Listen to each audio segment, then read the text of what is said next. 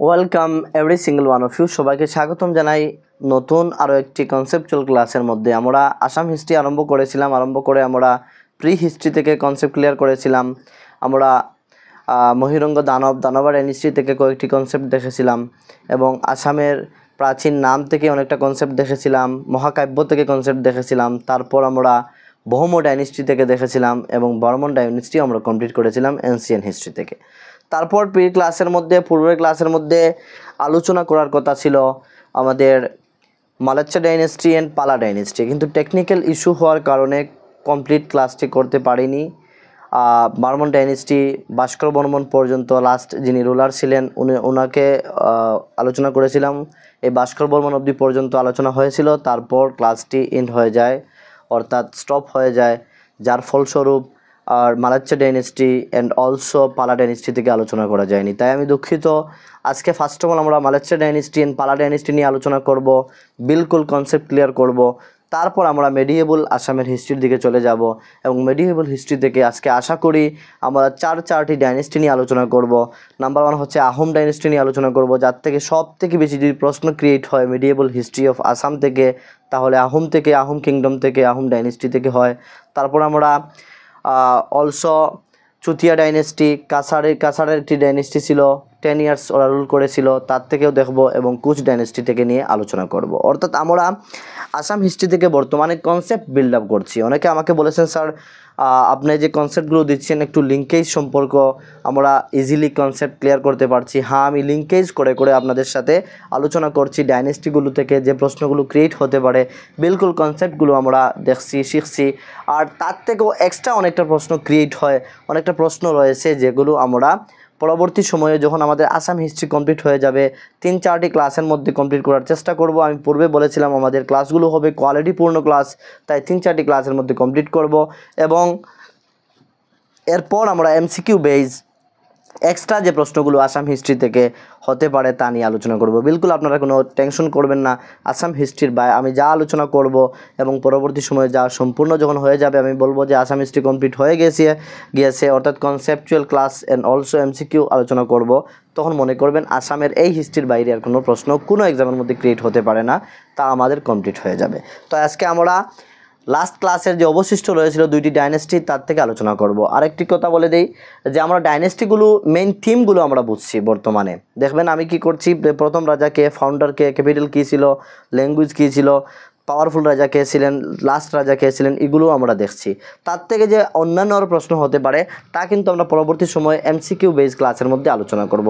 এখন জাস্ট আমরা মেন থিমগুলো দেখি যে ডাইনেস্টিগুলো লিঙ্কেজ হিসাবে যদি আমরা এগুলো শিখে নেই, তার থেকে অসংখ্য প্রশ্ন ক্রিয়েট হবে যার আনসার আমরা দিতে পারবো।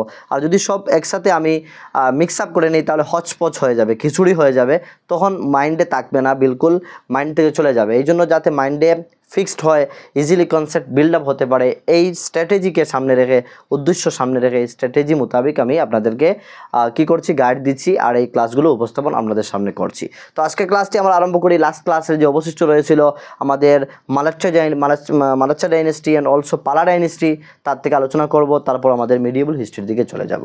আজকে ক্লাসটি আমরা আরম্ভ করি। দেখতে পাচ্ছেন মালাচ্চা ডাইনেস্টি, ওই যে দেখতে পাচ্ছেন মালাচ্চা ডাইনেস্টি। মালাচ্চা ডাইনেস্টিকে অলসো বলা হয় শালস্তম্ভ ডাইনেস্টি, কেননা এই মালাচ্চা ডাইনেস্টি শালস্তম্ভ একজন কিং ছিলেন, উনি স্থাপন করেছিলেন।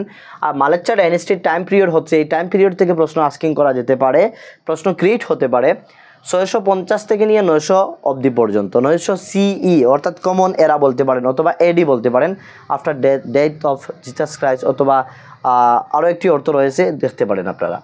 তো যাই হোক, মালাচ্চা ডাইনেস্টির টাইম পিরিয়ড হচ্ছে 650 থেকে নিয়ে 900 অবধি পর্যন্ত মালাচ্চা ডাইনেস্টির টাইম পিরিয়ড। আর মালাচ্চা ডাইনেস্টি থেকে যদি আমরা দেখি, এই মালাচ্চা ডাইনেস্টির এস্টাবলিশার অর্থাৎ এস্টাবলিশড হয়েছিল শালস্তম্ভ, উনি এস্টাবলিশ দ্য মালাচ্চা ডাইনেস্টি ইন কামরূপের মধ্যে মালাচ্চা ডাইনেস্টিতে এস্টাবলিশ করা হয়েছিল, কার দ্বারা হয়েছিল, অর্থাৎ শালস্তম্ভ। তো আমরা দেখলাম যদি আস্কিং করা হয় মালাচ্চা ডাইনেস্টির প্রথম রাজা কে ছিলেন, মালাচ্চা ডাইনেস্টির প্রথম রাজা ছিলেন শালস্তম্ভ, আর ওনার নামে Mlechchha dynasty also known as Salastambha dynasty, কথাটি মনে রাখবেন।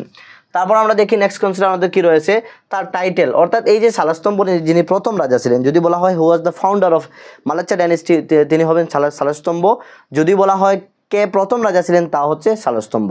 তারপর আরেকটি প্রশ্ন ক্রিয়েট হতে পারে, প্রশ্নটি হচ্ছে যে শালস্তম্ভ কি টাইটেল নিয়েছিলেন, ওনাকে কি উপাধি দেওয়া হয়েছিল, তা হচ্ছে lord of the Mlechchha. Lord of the Mlechchha বলা হয়, মালাচ্ছা ডাইনেস্টির প্রথম যে রাজা শালস্তম্ভ ওনাকে বলা হয় লর্ড অফ দ্য মালাচ্ছা, এই কথাটি মনে রাখবেন, ইম্পর্টেন্ট প্রশ্ন।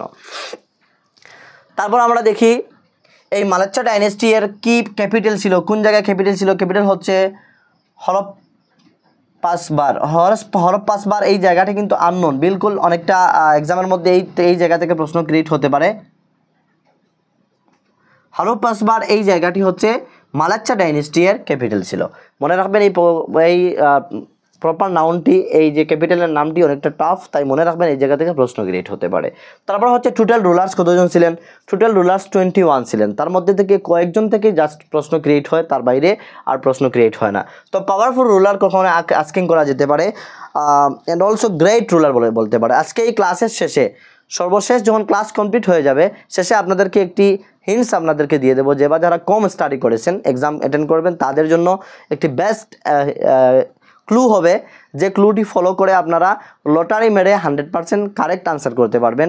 অর্থাৎ 100% বলবো না, 80 থেকে 90% কারেক্ট হয়ে যাবে। বেশিরভাগ প্রশ্ন লটারি মেরে আনসার কারেক্ট করতে পারবেন। একটি আমি আপনাদেরকে স্ট্র্যাটেজি বলে দেবো, যে যদি এই ডাইনেস্টিগুলো থেকে প্রশ্ন করে তাহলে কীভাবে আনসারিং করবেন যদি আপনার জানা থাকে। অর্থাৎ আপনি পড়ে শুনে গিয়েছেন, কিন্তু যে প্রশ্নটি এসেছে এই প্রশ্নটি আপনি জানেন না, তখন এই প্রশ্নটির আনসার কীভাবে কারেক্ট হবে, কীভাবে আপনি বুদ্ধিটি লাগালে কারেক্ট হবে, এই কথা নিয়ে আলোচনা করব ক্লাসের সর্বশেষ ফেজের মধ্যে আলোচনা করব। তো আমরা দেখি পাওয়ারফুল রুলার হচ্ছেন এই শালস্তম্ভ ডাইনেস্টি বা মালচ্ছা ডাইনেস্টির পাওয়ারফুল রুলার হচ্ছেন শ্রী হর্ষদেবা। শ্রী হর্ষদেবা হচ্ছেন একজন পাওয়ারফুল রুলার, একজন কিং ছিলেন এই শালস্তম্ভ ডাইনেস্টি বা যাকে আমরা মালচ্ছা ডাইনেস্টি বলে জানি। তারপর হচ্ছে লাস্ট রুলার কে ছিলেন তয়েগা সিং, লাস্ট রুলার ছিলেন তয়েগা সিং। এগুলি হচ্ছে অনেকের কি হয় জানা না থাকতেও পারে, এগুলি অনেকটা স্ট্যান্ডার্ড কোয়েশ্চন নয়, কিন্তু তার থেকেও প্রশ্ন তৈরি হতে পারে টাফ করার জন্য। তো আমরা এতটুকু দেখলাম। তারপরে এই জায়গায় দুইটি ইম্পর্টেন্ট পয়েন্ট মনে রাখবেন। নাম্বার 1 হচ্ছে elephant was used as the royal symbol of the ancient king of Kamarupas. কামরূপার মধ্যে যে বা যারা প্রাচীনকালে রাজা বসতি করতেন, রাজা মহারাজারা বসবাস করতেন, ওনারা রয়্যাল সিম্বল অর্থাৎ রাজকীয় যে চিহ্ন রয়েছে, সিম্বল মিন্স চিহ্ন, তো রাজকীয় চিহ্ন হিসাবে কি ইউজ করা হতো, এলিফ্যান্টকে ইউজ করতেন, এলিফ্যান্টের ছবি, এলিফ্যান্টের চিহ্নকে ইউজ করতেন। কখন এক্সামে আমি একটি এক্সামের মধ্যে দেখেছিলাম, প্রিভিয়াস ইয়ার কোন একটি কোয়েশ্চন পেপারে দেখেছিলাম যে আরবিআই এই লগের মধ্যে কোন চিহ্নটি ব্যবহার করা হয়েছে, তা মনে রাখবেন একটি বাঘের চিহ্ন এন্ড সাথে একটি পাম গাছ অর্থাৎ তাল গাছের একটি গাছ রয়েছে, এর থেকেও প্রশ্ন তৈরি হতে পারে। তো এই চিহ্ন থেকেও প্রশ্ন আসতে পারে যে এনসিয়েন্ট হিস্ট্রি অফ আসামের মধ্যে যে যারা রাজা মহারাজা যারা ছিলেন, ওরা রয়্যাল সিম্বল হিসাবে কোন সিম্বলটি ইউজ করতেন, মনে রাখবেন সিম্বলটি হচ্ছে এলিফ্যান্টের সিম্বল। তারপর আমরা দেখি কামাখ্যা টেম্পল অর্থাৎ কামাখ্যা মন্দির যে আমরা জানি গড়ের মধ্যে রয়েছে, এই Kamakhya temple was made during the region of Mlechchha dynasty. Mlechchha ডাইনেস্টির সময়ে পূর্বে আমরা দেখেছিলাম যে কামাখ্যা, দেবী কামাখ্যা অ্যান্ড অলসো আরেকজন আমরা কালিকা পুরাণ, অ্যাকর্ডিং টু কালিকা পুরাণ যে মহাকাব্য রয়েছে এর মধ্যে আমরা দেখেছিলাম কালী অ্যান্ড কামাখ্যা দুইজনের উপাসনা করা হতো, কিন্তু তখন কামাখ্যা মন্দির স্থাপন করা হয়নি। কামাখ্যা মন্দির স্থাপন করা হয়েছিল, এক্সামে আসতে পারে কোন ডাইনেস্টির রিজিয়নে, কোন ডাইনেস্টির ডিউরিংয়ে কী হয়েছিল কামাখ্যা মন্দির স্থাপন করা হয়েছিল, তা হচ্ছে মালাচ্ছা ডাইনেস্টি যখন রুল করছিল কামরূপের মধ্যে, তখন এই কামাখ্যা মন্দির স্থাপন করা হয়েছিল। আরেকটি কথা মনে রাখবেন, অ্যাকর্ডিং টু ঐগুনিতন্ত্র, আমরা দেখেছিলাম ঐগুনিতন্ত্র একটি মহাকাব্য, এনসিয়েন্ট হিস্ট্রি আমরা যার থেকে জানি আসামের। তো ঐগুনিতন্ত্রের মতে কামরূপকে 4 ভাগে ভাগ করা হয়েছিল। তো এক্সামে 2 রকমের প্রশ্ন ক্রিয়েট হতে পারে। নাম্বার 1 হতে পারে কামরূপে 4 ভাগে ভাগ করা হয়েছিল, একটি হচ্ছে স্বর্ণপীঠ, কামপীঠ, আরেকটি হচ্ছে সৌমারপীঠ, আর আরেকটি কি রয়েছে, 4টি ভাগ রয়েছে, আমার মনে আসছে না, 4টি ভাগ রয়েছে। এই 4 ভাগে ভাগ করা হয়েছিল অ্যাকর্ডিং টু ঐগুনিতন্ত্র। এই 4 ভাগে যে ভাগ করা হয়েছিল তা ইনফরমেশন কোথা থেকে আমরা পাই, তা হচ্ছে ঐগুনিতন্ত্র থেকে আমরা পাই। এই কথাটি আরেকটি পয়েন্ট মনে রাখবেন। তো এই হচ্ছে আমাদের এই মালেচ্চা ডাইনেস্টি থেকে আমাদের first ruler, powerful ruler, last ruler এবং তাদের টাইটেল কী ছিল, এবং যদি রিলিজিয়াস প্রশ্ন আস্কিং করে তাদের রিলিজিয়াস কী ছিল, রিলিজিয়াস হচ্ছে হিন্দুইজম ওরা ফলো করতো। তো মালেচ্চা ডাইনেস্টি থেকে আমাদের এতটুকু পয়েন্ট যথেষ্ট, কিন্তু মনে করবেন যে তা শেষ হয়ে গিয়েছে তা নয়, পরবর্তী সময়ে যে এক্সট্রা প্রশ্ন তৈরি হতে পারে এই এক্সট্রা প্রশ্নগুলো নিয়ে প্রতিটি ডাইনেস্টি থেকে আমরা দেখেছিলাম দানবা ডাইনেস্টি, বৌমা ডাইনেস্টি, বর্মন ডাইনেস্টি, মালাচ্চা ডাইনেস্টি, তারপরে পালা ডাইনেস্টি দেখব, তারপরে আহোম ডাইনেস্টি দেখব, তারপরে আমরা চুতিয়া ডাইনেস্টি, তারপরে কাছারের ডাইনেস্টি একটি রয়েছিল, হর্ষবর্ধন একজন ছিলেন, হরিশ্চন্দ্র টু ছিলেন, চুতিয়া ডাইনেস্টির প্রথম রাজা ছিলেন। তো ওগুলো দেখব, কুচ ডাইনেস্টি দেখব, এবং প্রতিটা ডাইনেস্টি মিলে একসাথে একত্রিত করে আমরা সর্বশেষ যখন আমাদের আসাম হিস্ট্রি কমপ্লিট হয়ে যাবে ডাইনেস্টি এইভাবে করে করে, তারপর আমরা কি করব, আমরা প্রতিটি ডাইনেস্টি থেকে এক্সট্রা কী প্রশ্ন তৈরি হতে পারে তা আমরা এমসিকিউ বেস সলভ করব, ক্লাসের মধ্যে আলোচনা করব। বিলকুল টেনশন নেবেন না, ক্লিয়ার হয়ে যাবে। তো আমাদের এতটুকু অবধি পর্যন্ত আমাদের মালেচ্চা ডাইনেস্টি থেকে আমরা দেখেছি। এখন দেখবো আমাদের পালা ডাইনেস্টি। পালা ডাইনেস্টি থেকে অনেকটা প্রশ্ন ক্রিয়েট হতে পারে, দেখতে পাচ্ছেন আমি অনেকটা প্রশ্ন নিয়ে এসেছি। পালা ডাইনেস্টি সময় হচ্ছে 900 থেকে 1100 অবধি পর্যন্ত। ও যে কন্টিনিউটি যেটা রয়েছে আমার ক্লাসের মধ্যে আপনারা পেয়ে যাবেন, বিলকুল প্রথম থেকে শেষ অবধি পর্যন্ত গ্যাপ থাকবে না, বিলকুল কন্টিনিউটি, অর্থাৎ এই যে কন্টিনিউয়াসলি একটা কথা বলা হয় যে এইভাবে একটির পর একটি মানে একদম একটি ক্রনোলজিক ওয়েতে একটি সঠিক সিকোয়েন্সে আমি আপনাদের সাথে উপস্থাপন করি। যেমন আমি ইন্ডিয়ান হিস্ট্রি আলোচনা করেছিলাম, অনেকে ফোন করে বলেছেন স্যার আমরা তো অনেকবার স্টাডি করেছি হিস্ট্রি নিয়ে, কিন্তু এইভাবে যে আপনি উপস্থাপন করেছেন বিলকুল 700 থেকে 1200 থেকে দিল্লি সুলতানাত, তারপরে মুঘল এম্পায়ার, তারপরে মডার্ন হিস্ট্রি আরম্ভ হয়েছে, এইভাবে আপনি যে আলোচনা করেছেন তা আমাদের বিলকুল আরেকটি প্লাস পয়েন্ট হয়েছে যে আমরা একটি দায়রা পেয়ে গিয়েছি, তার মধ্যে আমরা আমরা স্টাডি করে আমরা বিলকুল প্রতিটা কনসেপ্ট ক্লিয়ার হয়ে যাচ্ছে, যে আমরা ফিল হচ্ছে যে আমাদের ইন্ডিয়ান হিস্ট্রি কমপ্লিট হয়েছে। তো এইভাবে আমরা আসাম হিস্ট্রি থেকে নিয়ে একটি সঠিক ক্রনোলজিক ওয়েতে আমি আলোচনা করছি আপনাদের সাথে আসাম হিস্ট্রি। তো দেখতে পাচ্ছেন আমাদের এই মালেচ্চা ডাইনেস্টি 650 থেকে 900 অবধি পর্যন্ত শেষ হয়ে গিয়েছে, আর 900 থেকে আরম্ভ হয়েছে, 900 থেকে 1100 অবধি পর্যন্ত পালা ডাইনেস্টি রুল করেছে এই কামরূপের মধ্যে। তো পালা ডাইনেস্টি থেকে আমাদের প্রশ্ন কী ক্রিয়েট হতে পারে? নাম্বার 1 হচ্ছে ফার্স্ট কিং অথবা ফাউন্ডার। দেখতে পাচ্ছেন who was the first king of Pala dynasty, যদি প্রশ্ন করে তা হচ্ছে ব্রহ্মপালা, অথবা যদি প্রশ্ন করে হু was the founder of Pala dynasty, who was the founder of Pala dynasty, তা হবে ব্রহ্মপালা। তো এই জায়গা থেকে দুইটি প্রশ্ন ক্রিয়েট হতে পারে। নাম্বার 1 হচ্ছে যে পালা ডাইনেস্টির টাইম পিরিয়ড কখন, 900 থেকে 1100 অবধি পর্যন্ত। যদি প্রশ্ন করে কখন পালা ডাইনেস্টি স্থাপন করা হয়, 900 কমন এরার মধ্যে পালা ডাইনেস্টি স্থাপন করা হয়, আরেকটি প্রশ্ন আমরা পেয়ে গেলাম। আরেকটি প্রশ্ন যদি বলে who was the founder of Pala dynasty, Pala ডাইনেস্টির ফাউন্ডারকে, তো বলবেন ব্রহ্মপালা।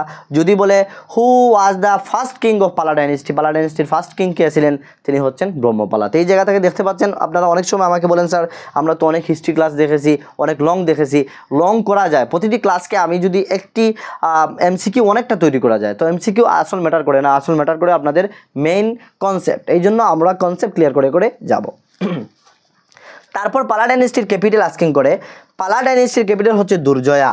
দুর্জয়ার মধ্যে পালা ডাইনেস্টির কিং উনি কী করছেন, ক্যাপিটাল স্থাপন করেছেন। আর দুর্জয়া কোন জায়গায় উপস্থিত রয়েছে, কখনো আসতে পারে যে পালা ডাইনেস্টির যে ক্যাপিটাল ছিল দুর্জয়া, দুর্জয়া ইজ সিচুয়েটেড, অবস্থিত কোন জায়গায় অবস্থিত ছিল, দুর্জয়া ওয়াজ সিচুয়েটেড হবে কোন জায়গায় উপস্থিত প্রেজেন্ট ছিল, কোন জায়গার মধ্যে, ব্যাঙ্ক অফ ব্রহ্মপুত্র, অর্থাৎ ব্রহ্মপুত্র রিভারের পাশে দুর্জয়া ছিল। এই জায়গা থেকে অনেকটা প্রশ্ন আমি নিজে গুড়িয়ে পেঁচিয়ে প্রশ্ন বানাতে পারি।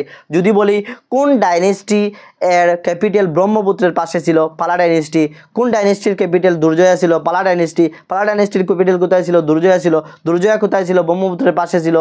অনেকটা প্রশ্ন আমরা ঘুরিয়ে ফিরিয়ে প্রশ্ন তৈরি করতে পারি। তো জাস্ট মেন কনসেপ্ট যদি আমরা ক্লিয়ার করে নেই তাহলে প্রতিটা প্রশ্নের জবাব দিতে পারবো। তারপর আমরা দেখি নেক্সট আমাদের কনসেপ্ট কি। নেক্সট কনসেপ্ট হচ্ছে রত্নপালা সন অফ ব্রহ্মপালা। নাম্বার 1 আরেকটা জানলাম যে ব্রহ্মপালার সন কে, ব্রহ্মপালার সান কে হতে পারে, অর্থাৎ ব্রহ্মপালার সানের নাম কি, ব্রহ্মপালার যে ছেলে তার নাম কি, তিনি হচ্ছেন রত্নপালা। আর রত্নমালা কি করেছিলেন, ওয়াজ বিল্ড দুর্জয়া এজ ক্যাপিটাল। আর এই যে দুর্জয়াকে ক্যাপিটাল বানানো হয়েছে, এই দুর্জয়া যে ক্যাপিটাল পালা ডাইনেস্টি এর, এই পালা ডাইনেস্টি এর ক্যাপিটালটি স্থাপন করেছিলেন, বিল্ড করেছিলেন, নির্মাণ করেছিলেন, কে করেছিলেন, রত্নপালা। রত্নপালাকে ব্রহ্মপালা এর ছেলে। তো দেখা যাচ্ছে কি ব্রহ্মপালা পালা ডাইনেস্টি স্থাপন করেছেন ওনার ছেলে রত্নপালা, দুর্জয়া তৈরি করেছেন, দুর্জয়া স্থাপন করেছেন, বিল্ড করেছেন, আর দুর্জয়াকে পরবর্তী সময়ে ক্যাপিটাল হিসাবে বানানো হয়েছে পালা ডাইনেস্টি এর। তো এর থেকে আমরা এতটুকু কনসেপ্ট ক্লিয়ার হয়েছে যে ব্রহ্মপালার ছেলে হচ্ছে রত্নপালা। তারপর আমরা দেখি লাস্ট রুলার। পালা ডাইনেস্টির লাস্ট রুলার, সর্বশেষ রুলার কে ছিলেন, পালা ডাইনেস্টির লাস্ট রুলার ছিলেন জয়াপালা। এই জায়গায় একটি কনসেপ্ট ভালো করে দেখেন, পালা ডাইনেস্টি এর সর্বশেষ রাজা ছিলেন, সর্বশেষ রুলার ছিলেন, শাসক ছিলেন জয়াপালা। পালা ডাইনেস্টির সর্বশেষ রুলার কে ছিলেন, জয়াপালা। তারপরে আমরা দেখব গ্রেটেস্ট কিং, কখনো এক্সামে আসতে পারে সবথেকে পাওয়ারফুল কিং, গ্রেটেস্ট কিং, এইভাবে আস্কিং করা যায় যে গ্রেটেস্ট কিং অথবা powerful king of Pala dynasty ছিলেন ধর্মপালা। মনে রাখবেন আমরা কয়জন পালা ডাইনেস্টি থেকে 4 জন আমরা কিংয়ের সম্পর্কে জানলাম। নাম্বার 1 হচ্ছেন কে স্থাপন করেছিলেন, তিনি হচ্ছেন ব্রহ্মপালা। তারপরে দুর্জয়াকে স্থাপন করেছিলেন, তিনি হচ্ছেন রত্নপালা, ব্রহ্মপালার ছেলে। দুর্জয়াকে ক্যাপিটাল বানানো হয় পরবর্তী সময়ে। তারপর আমরা আরেকজন পেয়েছি কে জয়াপালা। জয়াপালা হচ্ছেন সর্বশেষ রাজা অফ সর্বশেষ কিং অফ পালা ডাইনেস্টি। তারপর আরেকজন রাজার নাম পেয়েছি যিনি হচ্ছেন ধর্মপালা। ধর্মপালাকে কেন জানলাম, যে ধর্মপালা ছিলেন একজন powerful greatest king of Pala dynasty. তো আমরা পালা ডাইনেস্টি থেকে এতটুকু কনসেপ্ট আমরা শিখেছি। তারপর সামনের দিকে দেখি,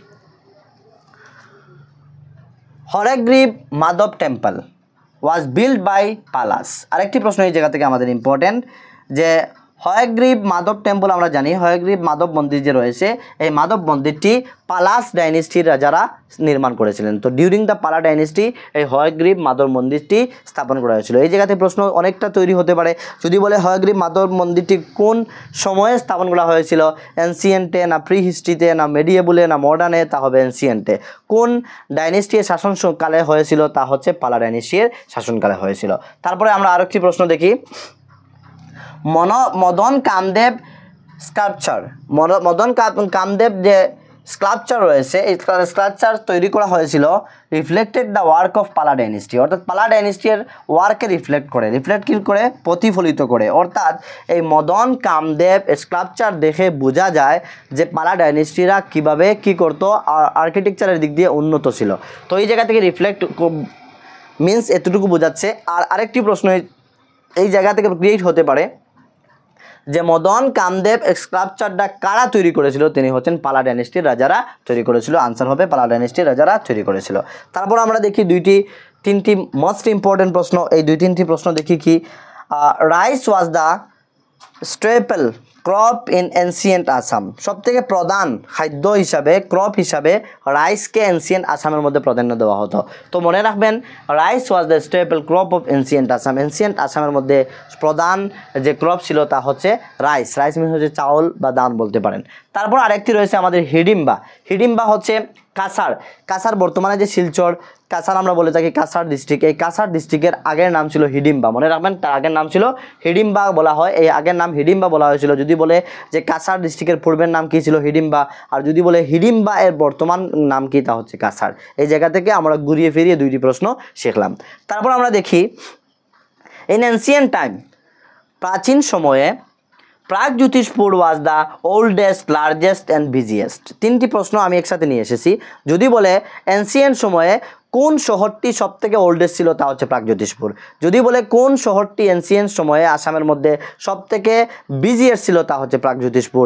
আর যদি বলে এনসিয়েন্ট সময়ে সবথেকে লার্জেস্ট কোন সিটিটি ছিল আসামের মধ্যে, তা হচ্ছে প্রাগজ্যোতিষপুর। তো এক প্রশ্নের মধ্যে 3টি প্রশ্ন আমরা ইনক্লুড করে নিয়েছি, তার থেকে আরও আপনারা অনেক প্রশ্ন তৈরি করতে পারবেন।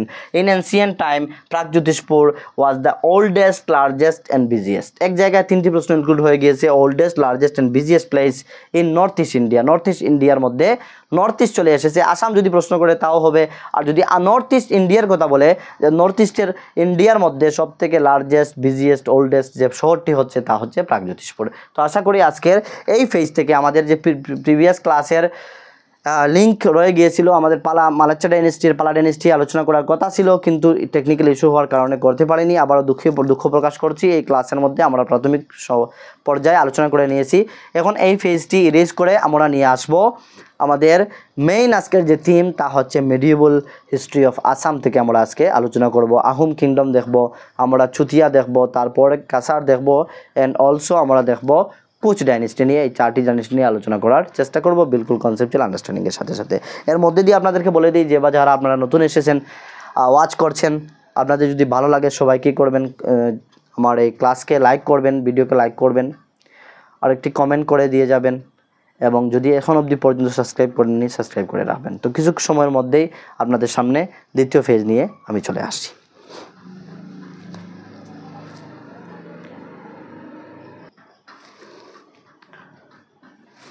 আরও একটি ফেজ নিয়ে আপনাদের সম্মুখে উপস্থিত হয়েছি। দেখতে পাচ্ছেন এই ফেজের মধ্যে আমরা মিডিয়েবল হিস্ট্রি আসামের 1200 থেকে বা 1826 অবধি পর্যন্ত আমরা দেখব। আর এই 1200 থেকে 1826 অবধি পর্যন্ত আহোম কিংডম এই আসামের মধ্যে রাজত্ব করেছিল, কিন্তু বিভিন্ন সাইটে, এই কামরূপের বিভিন্ন সাইটে আর অন্যান্য যে ডাইনেস্টিগুলো যারা গড়ে উঠেছিলেন তার থেকেও আমরা আলোচনা করব। দেখতে পাচ্ছেন চুতিয়া, কাছারি, কোচ ডাইনেস্টি, এগুলো থেকেও আমরা আলোচনা করব। কিন্তু মেডিয়েবল হিস্ট্রির মধ্যে বেশিরভাগই কভার করে এই আহোম কিংডম বা আহোম ডাইনেস্টি। এই আহোম ডাইনেস্টি থেকে সবথেকে বেশি প্রশ্ন ক্রিয়েট হয় এবং সবথেকে বেশি প্রশ্ন আমাদের জানা প্রয়োজন, কনসেপ্ট ক্লিয়ার করা প্রয়োজন। তো আমরা আহোম ডাইনেস্টি বেসিক থেকে একদম যা প্রশ্ন তৈরি হতে পারে তা আলোচনা করব, বুঝে শুনে ক্লিয়ার করব। তো দেখতে পাচ্ছেন প্রথমে আমরা ডাইনেস্টিসগুলো নিয়ে আলোচনা করি। মিডিয়েবল হিস্ট্রির মধ্যে কী কী ডাইনেস্টি গড়ে উঠেছিল। তো মিডিয়েবল হিস্ট্রির মধ্যে সর্বপ্রথম হচ্ছে আহোম ডাইনেস্টি বা আহোম কিংডম বলতে পারেন। এই আহোম ডাইনেস্টির সময়সীমা হচ্ছে 1228 থেকে নিয়ে 1826 অবধি পর্যন্ত। আমরা সবাই জানি যে আসামের মধ্যে অথবা এই বরাক ভ্যালির মধ্যে বা ব্রহ্মপুত্র ভ্যালির মধ্যে বলতে পারেন যে চুকাফা এসেছিলেন 1228-এ এসে রাজত্ব স্থাপন করেছিলেন, তা আমরা সবাই জানি। তো আহোম কিংডমের সময়সীমা হচ্ছে 1228 থেকে 1826 অবধি পর্যন্ত। আর এর মধ্যে আরও বিভিন্ন সাইটে দিয়ে অন্যান্য কিংডম হল ছোটো ছোটো গড়ে উঠেছিল। কিংডমগুলো আমরা দেখব কী কী হতে পারে, যে ডাইনেস্টিগুলো কী কী হতে পারে। নাম্বার 2 হচ্ছে চুতিয়া থেকে আমরা জানবো। চুতিয়াস ডাইনেস্টি বলতে পারেন 1178 থেকে নিয়ে 1672-73 অবধি পর্যন্ত ছিল। তারপর হচ্ছে কাছারি ডাইনেস্টি থেকে 2জন রাজা ছিলেন শুধুমাত্র, তার থেকে আমরা একটু অল্প আলোচনা করব। 20 বছর শুধু তারা করেছিল। তারপর 1250 থেকে 1832 অবধি পর্যন্ত নানা কোচ থেকে 2জনের মতো রাজা ছিল আমি জানি, আমার জানা মতে। তারপর কোচ রাজবংশ ছিল 1510 থেকে 1530 অবধি পর্যন্ত, অনলি 20 বছর তারা রাজত্ব করেছিল। তো এই জায়গা থেকে এই 4টি ডাইনেস্টি রয়েছে, 4টি ডাইনেস্টি থেকে আমরা আলোচনা করব দেখে দেখে। কিন্তু আমাদের সবথেকে ইম্পর্ট্যান্ট হচ্ছে আমাদের আহোম ডাইনেস্টি। আহোম ডাইনেস্টি থেকে আমরা এলাবোরেটলি বিস্তারিতভাবে জানতে হবে। যদি আমরা জানি তাহলে আনসার করতে পারবো, যদি না জানি তাহলে আনসার করতে পারবো না। এই জায়গা থেকে না হয়ে মিনিমাম 40 থেকে 50টি আমরা কোয়েশন কভার করব, যে কীভাবে প্রশ্ন তৈরি হতে পারে দেখি আমাদের কি হতে পারে। তো আহোম কিংডম নিয়ে আমরা আলোচনা করি। নাম্বার 1 প্রশ্ন হচ্ছে আহোম কিংডম কত সনে স্থাপন করা হয়। নাম্বার 1 প্রশ্নের জবাব হচ্ছে 1228 সনে। কে স্থাপন করেছিলেন? তিনি হচ্ছেন চুকাফা। তো দেখতে পাচ্ছেন first king of Ahom kingdom. যদি বলা হয় আহোম কিংডমের প্রথম কিং কে ছিলেন, অর্থাৎ প্রথম রাজা কে ছিলেন, তিনি হচ্ছেন চাওলুং চুকাফা। অর্থাৎ চাওলুং চুকাফা হচ্ছেন আহোম কিংডমের স্থাপত্যকারী, তিনি স্থাপন করেছিলেন আহোম কিংডমকে। অথবা যদি আস্কিং করে ফাউন্ডারকে, who was the founder of Ahom kingdom, who was the founder of Ahom dynasty in Kamrupa, তো বলতে পারবেন চাওলুং চুকাফা। এই জায়গা থেকে আমরা 3টি প্রশ্ন আমাদের কনসেপ্ট ক্লিয়ার হয়ে গেল। তারপরে দেখি আহোমরা অনেকটা, যেমন গড়গাঁও রয়েছে, চড়াইদেও রয়েছে, অনেকটা জায়গার মধ্যে ক্যাপিটাল স্থাপন করেছিলেন, আমরা পরবর্তীতে দেখব। কিন্তু ফার্স্ট ক্যাপিটাল স্থাপন করেছিলেন চড়াইদেবের মধ্যে। দেখেন ফার্স্ট ক্যাপিটাল স্থাপন করেছিলেন চড়াইদেবের মধ্যে। আর আহোম দেখেন এই চাওলুং চুকাফা বা যেটি আমি চুকাফা বলি, এই চুকাফা উনি 1228-এর মধ্যে এসেছিলেন আসামের মধ্যে। আর তিনি দেখেন চড়াইদেবের মধ্যে ফার্স্ট ক্যাপিটাল স্থাপন করেন, কিন্তু তার সন হচ্ছে 1253। এই জায়গার মধ্যে কনফিউশন ক্রিয়েট হয়, অনেকের ডাউট হয় যে চুকাফা হয়তো 1228-এ এসেছেন, তাহলে 1228-এই বোধহয় চড়াইদেবের মধ্যে উনি ক্যাপিটাল স্থাপন করেছেন। তা নয়, অর্থাৎ চড়াইদেবের মধ্যে ফার্স্ট ক্যাপিটাল, এক্সামের মধ্যে যদি আসে এই জায়গায় আমি ফার্স্ট দিয়ে দিয়েছি যাতে আপনাদের কনফিউশন ক্রিয়েট না হয়। যদি ক্যাপিটাল বলে চড়াইদেও, আর যদি বলে ফার্স্ট ক্যাপিটাল তা হবে চড়াইদেও। কিন্তু যদি অন্যান্য নাম দিয়ে দেয় তাহলে গড়গাঁও অন্যান্য ক্যাপিটাল রয়েছে। যদি ফার্স্ট দিয়ে বলে তাহলে বলবেন চড়াইদেও। অর্থাৎ আহোমদের ফার্স্ট ক্যাপিটাল হচ্ছে চড়াইদেও এবং তা স্থাপন করা হয়েছিল 1253 সালে। এই সালগুলো মনে রাখবেন।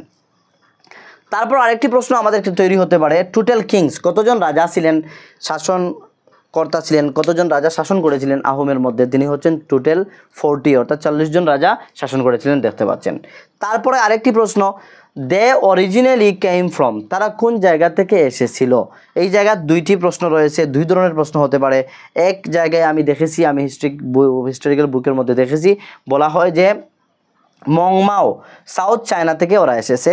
আর আরেক জায়গায় বলা হয় যে হুকাং, মায়ানমার থেকে তারা এসেছে। তো বেশিরভাগ সবথেকে যে কথাটি যে সবথেকে বেশি যাকে মানা হয় তা হচ্ছে মংমাও, তা সাউথ চায়না থেকে তারা এসেছে।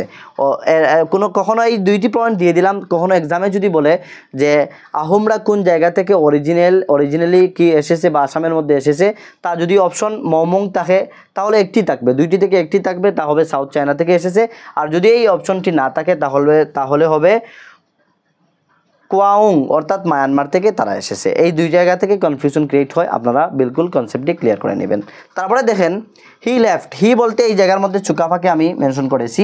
হি লেফট অর্থাৎ তিনি ছেড়ে এসেছিলেন হিজ ক্যাপিটাল, ওনার যে রাজ্য ছিল ওনার ক্যাপিটাল হচ্ছে মংমু। মনে রাখবেন, যদি বলা হয় যে চুকাফা ভারতবর্ষে আসামের মধ্যে আসার পূর্বে যে উনি সাউথ চায়নার মধ্যে ছিলেন, ওই সাউথ চায়নার মধ্যে ওনার ক্যাপিটাল কী ছিল, অর্থাৎ ক্যাপিটালের নাম কী ছিল, তা হচ্ছে মংমু। তো উনি ওনার ক্যাপিটাল লেফট করেছিলেন, ক্যাপিটালকে ছেড়ে এসেছিলেন কিন্তু 1215-এর মধ্যে, কিন্তু 1228-এ আসেননি, উনি 1215-এর মধ্যে ক্যাপিটাল ছেড়ে এসেছিলেন। তারপর উনি বসতি স্থাপন করেছিলেন, ক্যাপিটাল রাজ্য স্থাপন করেছিলেন আসামের মধ্যে এসে 1228-এ, আর ক্যাপিটাল স্থাপন করেছিলেন 1253-এর মধ্যে চড়াইদেওয়ের মধ্যে। এই হচ্ছে আমাদের বেসিক কনসেপ্ট আহোম থেকে। তারপরে আরেকটি প্রশ্ন দেখেন, দে এন্টার্ড আসাম, তারা আসামের মধ্যে প্রবেশ করেছিল মধ্যে দিয়ে পাটকাই রেঞ্জ। আমরা জানি পাটকাই রেঞ্জ হচ্ছে বড়াইল, যে আমাদের পর্বত রয়েছে এই বড়াইলের পর্বত, অর্থাৎ পাটকাই রেঞ্জের দিকে তারা এসে আসামের মধ্যে উপস্থিত হয়েছে। তো এই জায়গায় একটি প্রশ্ন হয় যে আহোমরা যে কোন দিক থেকে এসেছিল, আমরা যদি বলি চায়না থেকে, বর্মা থেকে, গাঁওর নাম বলতে পারবো। আর যদি বলি কোন মধ্য দিয়ে এসেছিল, তা হচ্ছে পাটকাই রেঞ্জ, এই পাটকাই রেঞ্জের দিক দিয়ে তারা আসামের মধ্যে এসে প্রবেশ করেছিল। তারপর হচ্ছে আহোমদের ল্যাঙ্গুয়েজ কী ছিল? আহোমদের ল্যাঙ্গুয়েজ ছিল তাই আহোম অথবা আহোম, দুই ধরনের ল্যাঙ্গুয়েজ ছিল, একটি হচ্ছে তাই আহোম অথবা আহোম। এই জায়গার মধ্যে আরেকটি প্রশ্ন তৈরি হয় যে প্রথম আহোমরাই আসামের মধ্যে বুরুঞ্জি এই লেখা শুরু হয়েছিল, আর বুরুঞ্জি লেখা হয়েছিল আহোম ল্যাঙ্গুয়েজে, বুরুঞ্জি লেখা হয়েছিল। আরেকটি প্রশ্ন এই জায়গা থেকে আসে, এই প্রশ্নটি মনে রাখবেন। এবং আরেকটি প্রথা মনে রাখবেন যে আহোমদের রিলিজিয়াস ছিল, ওরা আহোম রিলিজিয়াস থেকে বিলং করতো, কিন্তু পরবর্তী সময়ে অনেকে হিন্দুইজম ফলো করেছিলেন, তাই বলতে পারেন হিন্দুইজম অলসো আহোম রিলিজিয়াস থেকে বিলং করতো আহোমরা। এই হচ্ছে আমাদের বেসিক অনেক ইম্পর্টেন্ট কনসেপ্ট। এই জায়গার মধ্যে আরও ইম্পর্টেন্ট আমাদের কনসেপ্ট রয়েছে। তারপরে আরেকটি ফেজের মধ্যে আহোম নিয়ে আলোচনা করতে হবে, কেননা আহোম থেকে অনেক প্রশ্ন ক্রিয়েট হয় এবং আমাদের এই জায়গার মধ্যে সবথেকে বেশি আমাদের ডাউট হয়, অনেক কি হয়েছে, অনেক আহোমরা যারা হিন্দু ধর্মকে অ্যাকসেপ্ট করেছিলেন, সনাতন ধর্মকে, আর অ্যাকসেপ্ট করার পর ওনারা আনন্দের সহিত ইচ্ছা করে ওনাদের নাম পরিবর্তন করে হিন্দু নাম রেখেছিলেন। এই জায়গায় কখনো প্রশ্নের মধ্যে হিন্দু নাম দিয়ে আসে, আবার কখনো ওনাদের আহোম নাম দিয়ে আসে। এই জন্য আমি প্রতিটি হিন্দু নাম, প্রতিটি হিন্দু রাজা, প্রতিটি আহোম রাজার হিন্দু নামগুলো সাথে নিয়ে এসেছি, আপনারা দেখে শিখতে পারবেন, বিলকুল মনে থাকবে, কোনো কনফিউশন ক্রিয়েট হবে না। আর যে রাজা থেকে প্রশ্ন ক্রিয়েট হয়, প্রতিজন রাজা, 40 জন যে রাজা রয়েছেন, যে 40 জন রাজা থেকে প্রশ্ন আসবে তা নয়, প্রিভিয়াস বিভিন্ন কম্পিটিটিভ এক্সামের কোয়েশ্চন পেপারের মধ্যে যে রাজা থেকে প্রশ্ন তৈরি হয়েছিল ওই সকল রাজা নিয়ে আমি আলোচনা করব, এবং এই আহোম কিংডম, আহোম ডাইনেস্টির মধ্যে সবটুকু কনসেপ্ট বিলকুল আমরা আমাদের মাতৃভাষায় বাংলা ভাষায় ক্লিয়ার করব। তারপর কনসেপ্ট হচ্ছে, তারপর আমাদের পয়েন্ট হচ্ছে গ্রেট অথবা পাওয়ারফুল। এই জায়গায় আমি অবলিক দিয়েছি, অবলিক মিনস হচ্ছে অথবা, যদি এক্সামের মধ্যে গ্রেট আসে তাও আনসার হবে, আর যদি পাওয়ারফুল কিং বলে তাও আনসার হবে। তো গ্রেট অথবা পাওয়ারফুল কিং হচ্ছেন, দেখতে পাচ্ছেন সুসেংফা হচ্ছেন আহোমদের একজন রাজা, তিনি হচ্ছেন সুসেংফা, তার আহোম নেম হচ্ছে সুসেংফা, উনি হচ্ছেন সবথেকে পাওয়ারফুল এবং গ্রেট রাজা। তারপরে দেখেন অলসো নোন এজ, আমি শর্টকাট লিখেছি, ওনাকে জানা যায় আরও একটি নাম রয়েছে, তাকে বুড়া রাজা বলে জানা যায়। আমরা অনেকে জানি যে বুড়া রাজা বলে এক্সামের মধ্যে যদি আসে, বুড়া রাজা বলে কাকে জানা যায়, তা হচ্ছেন সুসেংফা। যদি দে তাহলে আহোম নাম হচ্ছে সুসেংফা, এবং ওনার একটি হিন্দু নাম রয়েছে, হিন্দু নাম হচ্ছে প্রতাপ সিং। প্রতাপ সিংহ হিন্দু নাম। যদি কখনো এক্সামের মধ্যে কি হয়, হিন্দু নামটি না দিয়ে যদি আপনাদেরকে আহোম নামটি দিয়ে দেয়, এই জায়গার মধ্যে কনফিউশন ক্রিয়েট হবে, এই জায়গার মধ্যে আপনারা বলতে পারবেন না। এই জন্য হিন্দু নামও জানা প্রয়োজন এবং আহোম নামও জানা প্রয়োজন। এবং বুড়া রাজা হচ্ছে ওনাকে টাইটেল দেওয়া হয়েছিল, উপাধি দেওয়া হয়েছিল। তো এই বুড়া রাজা কাকে বলা হয়? সুসেংফাকে বলা হয় এবং ওনার হিন্দু নাম হচ্ছে প্রতাপ সিংহ। দেখতে পাচ্ছেন ওনার হিন্দু নাম হচ্ছে প্রতাপ সিংহ। আর বুড়া রাজা কাকে বলা হয়? সুসেংফাকে বুড়া রাজা বলা হয়। তো আশা করি এই জায়গায় আমাদের কনফিউশন আর থাকবে না। তারপর আরেকটি আমাদের পয়েন্ট, লাস্ট কিং। আহোম সাম্রাজ্যের মধ্যে সর্বশেষ কিং কে ছিলেন? সর্বশেষ কিং ছিলেন পুরন্দর সিং। অর্থাৎ সর্বশেষ আহোমদের রাজা ছিলেন পুরন্দর সিং এবং ওনার একটি আহোম নেম ছিল। পুরন্দর সিং হচ্ছে ওনার হিন্দু নেম, আর ওনার আহোম নেম ছিল তা হচ্ছে চাওপা স্বর্গদেও। তার নাম হচ্ছে কি? চাওপা স্বর্গদেও। যেহেতু এই জায়গায় স্বর্গদেও এসেছে, তাহলে স্বর্গদেও থেকে একটি কথা বলি যে আহোমদের টাইটেল ছিল, ওরা উপাধি গ্রহণ করেছিল, সবাই কি করেছিল যাতে সম্মানার্থে ওরা স্বর্গদেও বলতো। স্বর্গদেও চুকাফা, স্বর্গদেও চুকাফা নয়, এর পরবর্তী সময় থেকে আমি বলবো, মনে আসছে না, যে একজন রাজা উনি স্বর্গদেও অ্যাকসেপ্ট করেছিলেন, এরপর থেকে সবার টাইটেল কি হয়েছিল? স্বর্গদেও। তো এখন এক্সামের মধ্যে প্রশ্ন যদি আসে যে আহোমদের টাইটেল কী ছিল, আহোম যদি বলে প্রশ্ন করে, ডাইরেক্টলি কোনো রাজাকে মেনশন না করে, মনে করেন এই জায়গায় যদি বলে সুসেংফায়ের টাইটেল কী ছিল, সুসেংফায়ের টাইটেল বুড়া রাজা ছিল। যদি বলে প্রতাপ সিংহর টাইটেল কী ছিল, বুড়া রাজা ছিল। প্রতাপ সিংহ ওনার হিন্দু নেম, ওনার আহোম নেম হচ্ছে সুসেংফা। যদি এইভাবে না বলে প্রশ্ন করে, আমি আপনাদেরকে প্রশ্নগুলো বুঝিয়ে দিচ্ছি কিভাবে প্রশ্ন হতে পারে। যদি প্রশ্ন করে আহোমদের টাইটেল কী ছিল, অর্থাৎ টাইটেল অফ আহোম, তখন বলবেন স্বর্গদেও। অর্থাৎ প্রতিজন রাজার পরবর্তী সময়ে নামের সাথে স্বর্গদেও অ্যাড করা হতো, অর্থাৎ তা হয়ে গিয়েছে আহোম রাজাদের টাইটেল। তো আহোম রাজাদের টাইটেল কী ছিল যদি প্রশ্ন আসে, তা হবে স্বর্গদেও। তো আশা করি এতটুকু পর্যন্ত আমাদের কনসেপ্ট ক্লিয়ার হয়েছে। তারপর পরের পয়েন্টটি হচ্ছে আমাদের রুদ্রসিংহ। রুদ্রসিংহ হচ্ছে ওনার হিন্দু নাম, আর ওনার আহোম নাম হচ্ছে চক্রুংফা। দেখতে পাচ্ছেন চুকরুংফা হচ্ছে ওনার আহোম নাম, চুকরুংফা হচ্ছে ওনার আহোম নাম। আর ওনাকে আমরা জানি ওনার যে সনাতন ধর্ম উনি গ্রহণ করেছিলেন, আর সনাতন ধর্মের নাম হচ্ছে রুদ্রসিংহ। তো রুদ্রসিংহ এক্সামের মধ্যে আসতে পারে, রুদ্রসিংহের আহোম নাম কি? রুদ্রসিংহের আহোম নাম হচ্ছে চুকরুংফা। আর যদি বলে চুকরুংফা এর হিন্দু নাম কি, তা হচ্ছে রুদ্রসিংহ। তো রুদ্রসিংহ কি করেছেন, এই জায়গায় একটি কনসেপ্ট রয়েছে।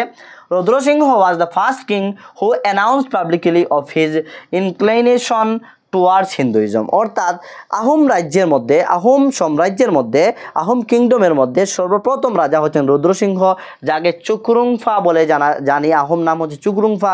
উনি সর্বপ্রথম রাজা। উনি কি করেছেন? উনি পাবলিকলি অ্যানাউন্স করেছিলেন, ঘোষণা করেছিলেন যে উনি হিন্দুইজম অ্যাকসেপ্ট করতে যাচ্ছেন।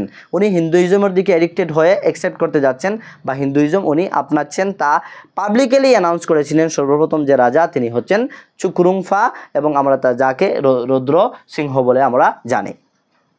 তো দেখেন এই জায়গা থেকে কতটা প্রশ্ন হতে পারে।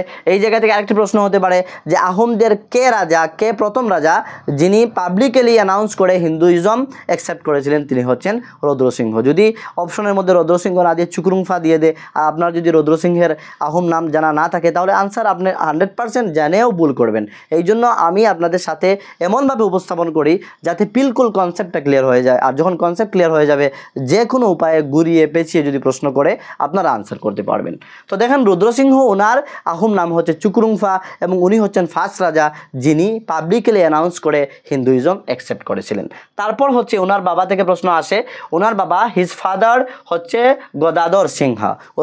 ওনার ফাদার হচ্ছে, অর্থাৎ রুদ্রসিংহের বাবা হচ্ছেন গদাধর সিংহ। এই রুদ্র থেকে পরবর্তী সময় আমরা দেখব আমাদের আসামের মধ্যে অনেক হিস্টোরিক্যাল প্লেস রয়েছে, কারেংগড়, তলাতলগড়, অনেকগুলো রয়েছে। এবারে দল রয়েছে, শিবদল, দেবীদল, বিষ্ণুদল, এগুলো রয়েছে শিবসাগরের মধ্যে, এবং অনেকটা হিস্টোরিক্যাল প্লেস রয়েছে। আমরা মডার্ন হিস্ট্রিতে গিয়ে তা নিয়ে আলোচনা করব এবং সাথে দেখব কে স্থাপন করেছিলেন, কখন স্থাপন করেছিলেন, তা বিস্তারিত কনসেপ্টের সহিত আলোচনা করব।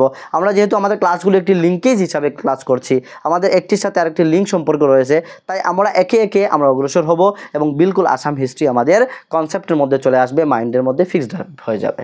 তো তারপরে দেখেন ওনার এই রুদ্রসিংহের বাবা হচ্ছেন গদাধর সিংহ। তো যদি বলে রুদ্রসিংহ কার ছেলে, তিনি হচ্ছেন গদাধর সিংহর ছেলে। অথচ বলা হয় গদাধর সিংহের ছেলে কি, উনি হচ্ছেন রুদ্রসিংহ। তারপর দেখেন ওনার মাদার হচ্ছেন জয়মতী কনওয়ারি, গদাধর সিংহের ওয়াইফ, এবং এই রুদ্রসিংহের মা হচ্ছেন জয়মতী কনওয়ারি। আশা করি এই পয়েন্ট থেকেও আমাদের সবটুকু কনসেপ্ট ক্লিয়ার হয়ে গিয়েছে। তারপর দেখতে পাচ্ছেন আরেকটি আমি এই জায়গায় আরও দিয়েছি, অর্থাৎ আরেকটি পয়েন্ট এই জায়গায় রয়েছে।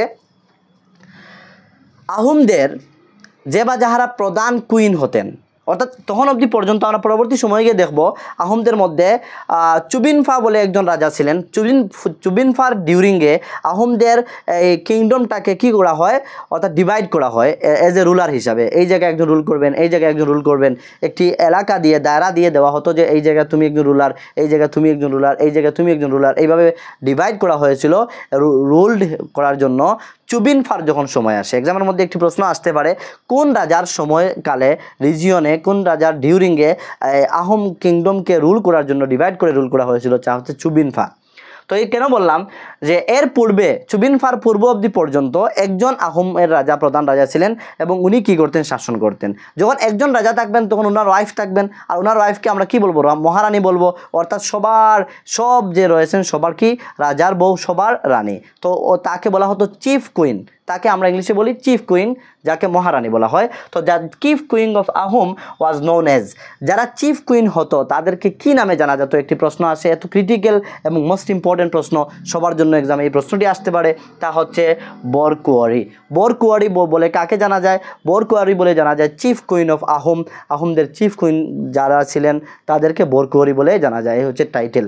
যদি প্রশ্ন করে আহোম কুইনদের কি টাইটেল ছিল, তা হচ্ছে বরকুয়ারি। যদি আবার প্রশ্ন করে আহোম কিংদের চিফ কুইনদের কি টাইটেল ছিল, তা হচ্ছে বরকুয়ারি। অথবা যদি বরকুয়ারি দিয়ে বলে বরকুয়ারি মিন্স কি, বরকুয়ারি হচ্ছে একটি টাইটেল, তা আহোম কুইনদের সাথে অ্যাডজাস্ট করে লাগানো হতো, বা আহোম কুইনদের একটি টাইটেল বা উপাধি। এই হচ্ছে আমাদের মেইন কনসেপ্ট। তারপর আমরা দেখি চুকাফা যিনি ফাউন্ডার অফ আহোম কিংডম, উনি মৃত্যুবরণ করেছিলেন 1268-এ। 68 এডিতে বলতে পারেন, সিএ বলতে পারেন, এডি বলতে পারেন। আমি পূর্বে বলেছিলাম 1268-তে এই চুকাফার মৃত্যুবরণ করে। আর আরেকটি প্রশ্ন আসে চুকাফা থেকে, চুকাফা কাকে ওয়ার্শিপ করতেন, উপাসনা করতেন, পূজা করতেন?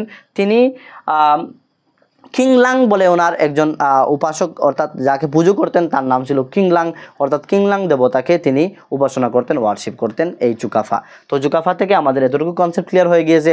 আশা করি আমাদের আহোম কিংডমের বিলকুল বেসিক, যে বা যারা জীবনে কোনোদিনও আহোম কিংডম নিয়ে স্টাডি করেননি, জানেন না, কিচ্ছু জানেন না, তারপরেও আপনারা আশা করি বিলকুল কনসেপ্ট ক্লিয়ার হয়ে গিয়েছে, আর কোনো ডাউট নেই এই আহোম কিংডমের মধ্যে। কিন্তু আরও কিছু ইম্পর্টেন্ট প্রশ্ন রয়েছে যা আমরা নেক্সট ফেজে আলোচনা করব। এবং সঙ্গে আমি পূর্বে বলেছি যে আমি জাস্ট মেইন ডাইনেস্টিগুলোর মেইন থিমগুলো আপনাদের সাথে আলোচনা করছি, মেইন কনসেপ্ট, তারা কীভাবে বিল্ড আপ করেছে, মেইন রাজা, প্রধান রাজা, পাওয়ারফুল রাজা, ফার্স্ট রাজা, লাস্ট রাজা, ক্যাপিটাল, এগুলো আলোচনা করছি। এবং এক্সট্রা আরও বিভিন্ন প্রশ্ন তৈরি হতে পারে, রয়েছে, তা আমরা সর্বশেষ যখন আমাদের আসাম হিস্ট্রি কমপ্লিট হয়ে যাবে তখন এমসিকিউ বেজ 1-2টি ক্লাস করব, যার মধ্যে আমরা 200-300 এমসিকিউ কোয়েশন কভার করব। এই এমসিকিউ করলে আমাদের বিলকুল কনসেপচুয়াল আন্ডারস্ট্যান্ডিংয়ের সাথে সাথে আসামের হিস্ট্রি কমপ্লিট হয়ে যাবে। তো আশা করি এই ফেজটি আপনাদের কনসেপ্টের মধ্যে চলে এসেছে, বিলকুল বুঝে নিয়েছেন। এখন আরেকটি ফেজ নিয়ে আপনাদের সম্মুখে উপস্থিত হচ্ছি কিছুক্ষণের মধ্যে।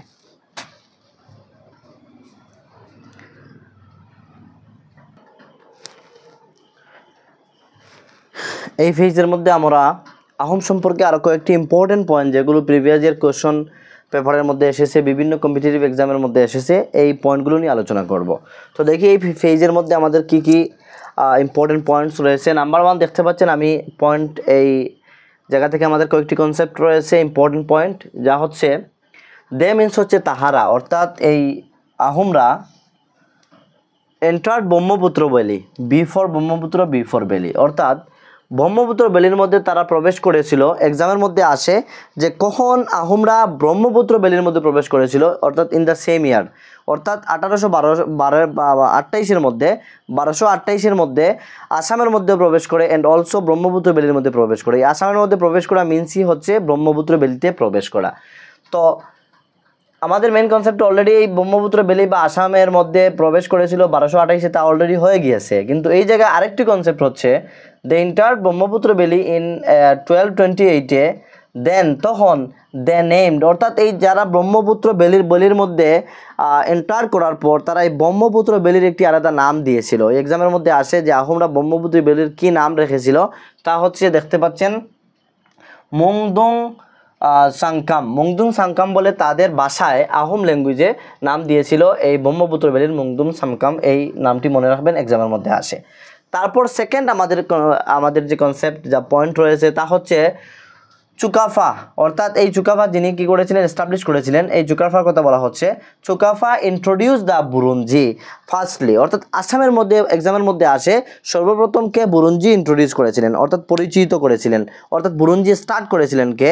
তো বুরুঞ্জি হচ্ছে যে আসামের ইতিহাস আমরা বুরুঞ্জি থেকে পেয়ে থাকি, এই বুরুঞ্জি সর্বপ্রথম চুকাফা আরম্ভ করেছিলেন। ফার্স্টলি মিনস হচ্ছে সর্বপ্রথম বুরুঞ্জি আরম্ভ করেছিলেন ইন দ্য আসাম, আসামের মধ্যে বাই আহোম ল্যাঙ্গুয়েজ। এই জায়গার মধ্যে আরেকটি কনসেপ্ট কি, যে যদি এক্সামের মধ্যে আসে যে বুরুঞ্জি সর্বপ্রথম কোন ভাষায় লেখা হয়েছিল, তা হচ্ছে আহোম ল্যাঙ্গুয়েজে। পরবর্তী সময়ে অন্যান্য ল্যাঙ্গুয়েজে বুরুঞ্জি লেখা হয়েছিল, কিন্তু সর্বপ্রথম বুরুঞ্জি স্টার্ট করেন আসামের মধ্যে চুকাফা, এবং কোন ল্যাঙ্গুয়েজে আরম্ভ করেছিলেন, তা হচ্ছে আহোম ল্যাঙ্গুয়েজে লেখা হয়েছিল। এই জায়গা থেকে আরেকটি আমাদের কনসেপ্ট ক্লিয়ার হয়েছে।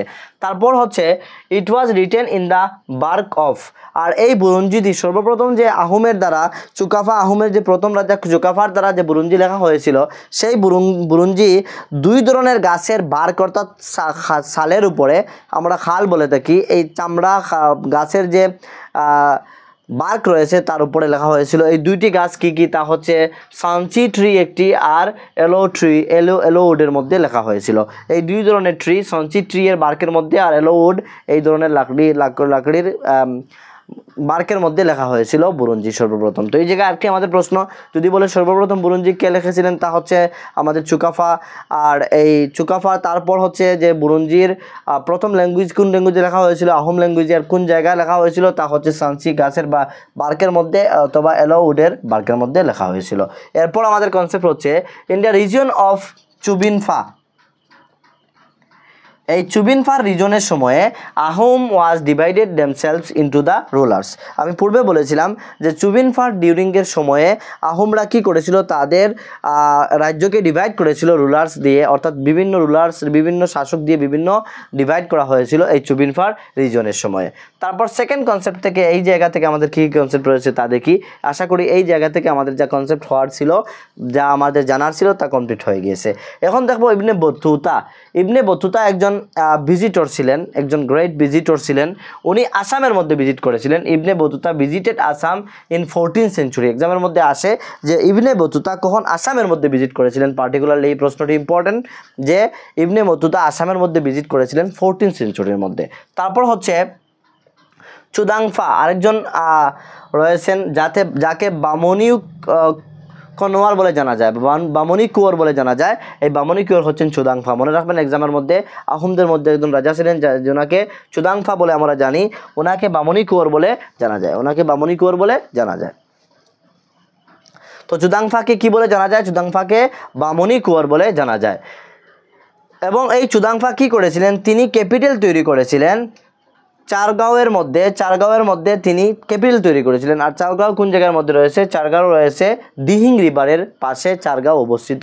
অর্থাৎ চারগাঁও যে ক্যাপিটালটি তৈরি করেছিলেন চুদাংফা, যাকে বামনী কুঁয়র বলে জানা যায়, উনি যে চারগাঁও ক্যাপিটাল তৈরি করেছিলেন তা হচ্ছে দিহিং রিভারের পাশে তৈরি করেছিলেন। এই জায়গা থেকে আমাদের আরও কয়েকটি প্রশ্ন আমাদের ক্রিয়েট হতে পারে, আমাদের কনসেপ্ট ক্লিয়ার হয়েছে। তারপরের কনসেপ্ট থেকে আমরা দেখি আহোমস ব্রিং দ্য টেকনোলজি, অর্থাৎ আহোমরা আসামের মধ্যে টেকনোলজি নিয়ে এসেছিল উইট রাইস কাল্টিভেশন, অর্থাৎ ধানের কাল্টিভেশন। তো দেখা গেল যে আহোমের সিজন থেকে আসামের মধ্যে ধানের খেতি অর্থাৎ ধান চাষ আরম্ভ হয়েছিল। তো এক্সামের মধ্যে যদি আসে কোন রিজিয়নে, কোন কিংডমের সময় থেকে আসামের মধ্যে ওয়েট রাইস কাল্টিভেশন আরম্ভ হয়েছিল, তা হচ্ছে আহোমদের রিজন থেকে আরম্ভ হয়েছিল। আর যদি ডাইরেক্টলি আসে আসামের মধ্যে কখন কাল্টিভেশন আরম্ভ হয়, তা হচ্ছে আহোমদের রিজনের সময় কাল্টিভেশন আরম্ভ হয়। আরেকটি আমাদের ইম্পর্টেন্ট প্রশ্ন আমরা দেখেছি, বুঝেছি। তারপরও আমাদের কনসেপ্ট হচ্ছে ফার্স্ট আহোম অ্যান্ড কাছারি ব্যাটেল, অর্থাৎ কাছারি রাজা এবং আহোমদের মধ্যে প্রথম যুদ্ধ হয়েছিল 1490 মধ্যে। এই দেখতে পাচ্ছেন 1490 মধ্যে। এই জায়গায় নাম্বার 1 কনসেপ্ট, নাম্বার 1 প্রশ্ন, একটি কনসেপ্ট থেকে একটি প্রশ্ন তৈরি হবে। আর তারপরের কনসেপ্ট হচ্ছে ডিউরিং দ্য রিজিয়ন অফ চুহেনফা। এখন এক্সামের মধ্যে আসতে পারে যে আহোম এবং কাছারির মধ্যে প্রথম যুদ্ধ কবে হয়েছিল। যদি কবে হয়েছিল হুয়েন বলে, তখন আনসার হবে 1490 সালে। আর যদি বলে যে তখনকার ডিউরিংয়ে কে রাজা ছিলেন, তিনি হচ্ছেন চুহেনফা। দেখতে পাচ্ছেন চুহেনফার ডিউরিংয়ের সময়ে আহোম এবং কাছারদের মধ্যে প্রথম যুদ্ধ হয়েছিল, যা হয়েছিল 1490 সালে। তারপর আমাদের আরেকটি ইম্পর্টেন্ট প্রশ্ন, যা হচ্ছে দিহিঙ্গিয়া রাজা বলে আমরা জানি। দিহিঙ্গিয়া রাজা কাকে বলা হয়? চুহুংমুংকে দিহিঙ্গিয়া রাজা বলে জানা যায়। অর্থাৎ চুহুংমুং ওনার নাম হচ্ছে চুহুংমুং, ওনাকে দিহিঙ্গিয়া রাজা বলে জানা যায়। এই দিহিঙ্গিয়া রাজা চুহুংমুংকে দিহিঙ্গিয়া রাজা বলে জানা যায়। তারপরে ব্র্যাকেটের মধ্যে আমি লিখেছি দেখতে পাচ্ছেন স্বর্গনারায়ণ। এই স্বর্গনারায়ণ হচ্ছে হিন্দু নাম। আর সর্বপ্রথম যে রাজা, আহোমদের সর্বপ্রথম রাজা, এক্সামে মনে রাখবেন আরেকটি প্রশ্ন এই জায়গা থেকে ক্রিয়েট হয় যে আহোমদের ফার্স্ট রাজা যিনি হিন্দু নাম কি করেছিলেন, অ্যাকসেপ্ট করেছিলেন, যা হচ্ছে স্বর্গনারায়ণ। স্বর্গনারায়ণ হচ্ছে হিন্দু নাম। এই হিন্দু নামটি ফার্স্ট আহোমদের রাজা চুহুংমুং উনি অ্যাকসেপ্ট করেছিলেন। আর চুহুংমুংকে অলসো জানা যায় দিহিঙ্গিয়া রাজা বলে, চুহুংমুংকে রাজা জানা যায়। তারপর আরেকটি প্রশ্ন এই জায়গাতে তৈরি হতে পারে যে আহোমদের কোন রাজা সর্বপ্রথম নন আহোম নেম অথবা নন আহোম টাইটেল অ্যাকসেপ্ট করেছিলেন। নন আহোম টাইটেল আমি এই জায়গায় লিখেছি দেখতে পাচ্ছেন। নন আহোম টাইটেল হচ্ছে আহোমদের দেওয়া টাইটেল নয়, অন্য টাইটেল উনি অ্যাকসেপ্ট করেছিলেন। তিনি হচ্ছেন যাকে দিহিঙ্গিয়া রাজা চুহুংমুং, যার নাম হচ্ছে স্বর্গনারায়ণ। ওই স্বর্গনারায়ণটি হচ্ছে একটি নন আহোম টাইটেল, তিনি অ্যাকসেপ্ট করেছিলেন। তো এই জায়গা থেকে আশা করি আমাদের অনেকটা প্রশ্ন তৈরি হতে পারে। নাম্বার 1 প্রশ্ন হতে পারে যে দিহিঙ্গিয়া রাজা কাকে বলা হয়। দিহিঙ্গিয়া রাজা বলা হয় চুহুংমুংকে। যদি বলে চুহুংমুংকে কী নামে জানা যায়, তা হচ্ছে দিহিঙ্গিয়া রাজা। যদি বলা হয় কোন আহোমদের রাজা যিনি সর্বপ্রথম হিন্দু উপাধি অ্যাকসেপ্ট করেছিলেন, তিনি হচ্ছেন চুহুংমুং। যদি বলে স্বর্গনারায়ণকে অ্যাকসেপ্ট করেছিলেন, তিনি হচ্ছেন চুহুংমুং বা দিহিঙ্গিয়া রাজা। যদি বলে নন আহোম টাইটেলকে অ্যাকসেপ্ট করেছিলেন, তিনি হচ্ছেন চুহুংমুং বা দিহিঙ্গিয়া রাজা। অথবা নন আহোম টাইটেল কি, তা হচ্ছে স্বর্গনারায়ণ। এই জায়গা থেকে দেখতে পাচ্ছেন আমি 10 থেকে 15 এর থেকেও বেশি প্রশ্ন তৈরি করতে পারবো। এই জন্য আমি বারবার বলি এমসিকিউ আমাদের জন্য ইম্পর্টেন্ট নয়, আমাদের জন্য হচ্ছে কনসেপ্ট হচ্ছে মেন ইম্পর্টেন্ট। যদি কনসেপ্ট ক্লিয়ার করে নেন তাহলে যে কোনো এমসিকিউ আসুক, গুড়িয়ে পেঁচিয়ে উল্টাপাল্টা করে যদি প্রশ্ন আসে 100% আনসারিং করতে পারবেন। তো দেখি তারপর আমাদের কনসেপ্ট কি রয়েছে। তারপর আমাদের কনসেপ্ট রয়েছে খুরা রাজা বলে কাকে জানা যায়। একটি প্রশ্ন আমি দেখেছি বারবার আসে যে খুরা রাজা বলে কাকে জানা যায়। খুরা রাজা যার ছেলেমেয়ে ছিল না, খুরা রাজা কাকে বলে জানা যায়। তো খুরা রাজা বলে জানা যায় চুকাম্ফা নাম মনে রাখবেন। এই নামগুলো কিন্তু আহোম নামগুলো অনেকটা কনফিউজ ক্রিয়েট করে। চুহুংমুং, চুকাম্ফা, চুহেনমুং, চুবিনফা, এইগুলি অনেকটা কনফিউশন ক্রিয়েট করে। তো ভালো করে দেখবেন, প্রনাউন্সিয়েশন শুনে এরপরে আপনারা কি করবেন, কনসেপ্ট ক্লিয়ার করবেন। তো খুরা রাজা বলে কাকে জানা যায়। খুরা রাজা হচ্ছেন চুকাম্ফাকে খুরা রাজা বলে জানা যায়। আর ওনার হিন্দু নাম হচ্ছে স্বর্গদেও রামদাস সিং, ইয়েস, স্বর্গদেও রামদাস সিং। তো চুকাম্ফা, খুরা রাজা বলে কাকে জানা যায়, চুকাম্ফাকে জানা যায়। আর চুকাম্ফা হিন্দু নাম হচ্ছে স্বর্গদেও রামদাস সিং। এখন এই জায়গা থেকে 3টি প্রশ্ন আমি তৈরি করতে পারবো, এর থেকেও বেশি অনেকটা 10টির মতো প্রশ্ন তৈরি করতে পারবো গুড়িয়ে পেঁচিয়ে। যে কাকে আহোমদের কোন রাজাকে খুরা রাজা বলে জানা যায়। চুহুংমুংয়ের উপাধি কী ছিল, খুরা রাজা। তারপরে আমি যদি বলি চুহুংমুংয়ে কোন হিন্দু নাম কী ছিল, স্বর্গদেও রামদাস সিং। তারপরে আমি আরও প্রশ্ন তৈরি করতে পারি, যদি আমি বলি কোন আহোম রাজা তিনি স্বর্গদেও রামদাস সিং বলে জানা যেত, তিনি হচ্ছে চুহুংমুং। অনেকটা প্রশ্ন ঘুরিয়ে পেঁচিয়ে আপনারা তৈরি করতে পারবেন। তারপর আমাদের কনসেপ্ট হচ্ছে দ্য পোস্ট।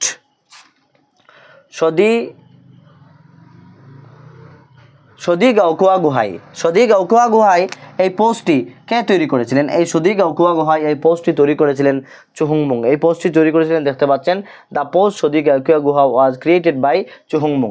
এই পোস্ট সদিগা গুহাই এই পোস্টটি তৈরি করেছিলেন চুহুংমুং। এই পোস্টটি মনে রাখবেন, আরেকটি ইম্পর্টেন্ট প্রশ্ন। তারপর এই চুহুংমুং হি ওয়াজ join the Chutia kingdom into Ahom territory, অর্থাৎ আহোমদের সর্বপ্রথম রাজা যিনি চুতিয়া কিংডম থেকে, অর্থাৎ আহোমদের রিজনে বোঝা যাচ্ছে যে চুতিয়া কিংডম পাশে ছিল। তো আহোমদের সর্বপ্রথম রাজা যিনি চুতিয়া কিংডম থেকে অনেকটা এলাকা, অনেকটা এরিয়া কী করেছিলেন, উনি ওনার কিংডমের মধ্যে, ওনার টেরিটরির মধ্যে, এলাকার মধ্যে ইন্টার করেছিলেন। তিনি হচ্ছেন স্বর্গদেও চুহুংমুং, যার সম্পর্কে আমরা একটু পূর্বে দেখেছি, যাকে দিহিঙ্গিয়া রাজা বলা হয়, যা হচ্ছে চুহুংমুং, যার হিন্দু নাম হচ্ছে স্বর্গনারায়ণ। তারপরে আমাদের সর্বশেষ যে প্রশ্ন আজকের হচ্ছে গরগাই রাজা বলে কাকে জানা যায়, তা হচ্ছে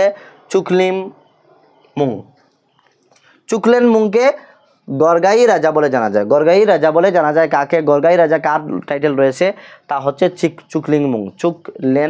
চুকলেনমুং হচ্ছেন গরগাই রাজা। গরগাই রাজা বলে কাকে জানা যায়, দেখতে পাচ্ছেন গরগাই রাজা বলে কাকে জানা যায়, তা হচ্ছে চুকলেনমুং। এই হচ্ছে আরেকটি আমাদের ইম্পর্টেন্ট প্রশ্ন। তো আশা করি আজকে আহোম থেকে যা আলোচনা করলাম, যা আমরা কনসেপ্ট ক্লিয়ার করলাম, এর বাইরে আর কোনো প্রশ্ন তৈরি হতে পারে না।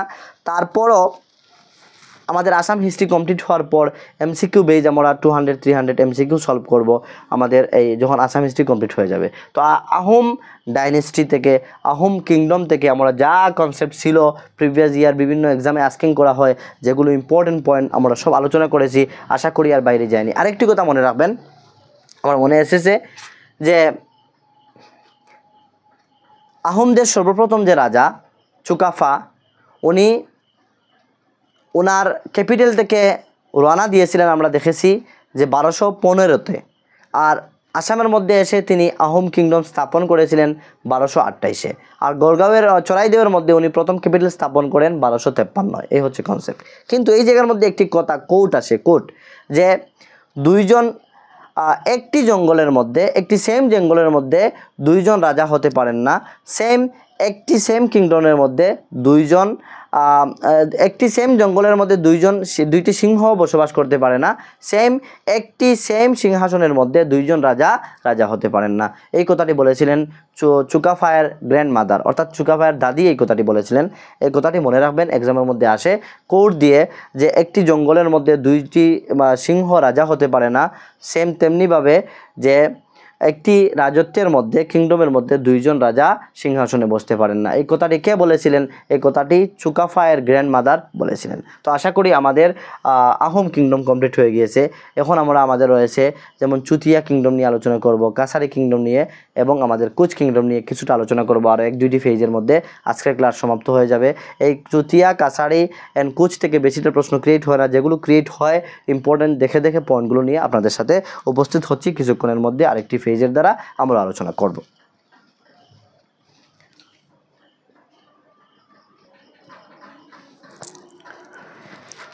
এই ফেজের মধ্যে আমরা আলোচনা করব চুতিয়া ডাইনেস্টি নিয়ে, অর্থাৎ চুতিয়া ডাইনেস্টি থেকে 20-30টি পয়েন্ট রয়েছে।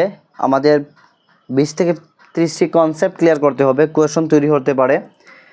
বিভিন্ন কম্পিটিটিভ এক্সামের মধ্যে আস্কিং করা হয়েছে যে আসামের চুতিয়া ডাইনেস্টি থেকে প্রশ্নগুলো তৈরি হয়। তো এই চুতিয়া ডাইনেস্টি থেকে আমরা ওই দিন 10-15 মিনিটসের মধ্যে বিলকুল কনসেপ্টুয়াল আন্ডারস্ট্যান্ডিংয়ের সাথে সাথে চুতিয়া ডাইনেস্টি সম্পর্কে আমাদের কনসেপ্ট ক্লিয়ার হয়ে যাবে। তো আমি প্রথমে বলেছিলাম যে আমাদের মেইন কনসেপ্ট নিয়ে আলোচনা করছি, আর পরবর্তী সময়ে যখন এক্সট্রা কোনো প্রশ্ন যদি থেকে থাকে তাহলে পরবর্তী সময়ে এমসিকিউ বেস ক্লাসের মধ্যে আলোচনা করা হবে।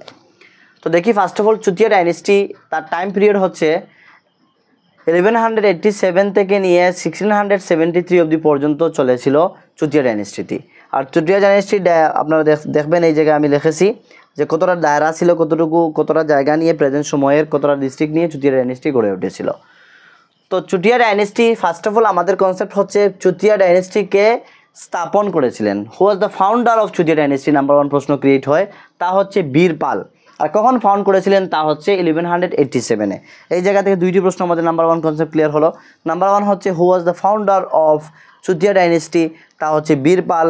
আর কখন স্থাপন করেছিলেন তিনি? তা হচ্ছে 1187-এ। যদি আরেকটি প্রশ্ন করে যে who was the first king of Chutiya dynasty? Chutiya ডাইনেস্টির প্রথম রাজা কে ছিলেন? তিনি হচ্ছেন বীরপাল।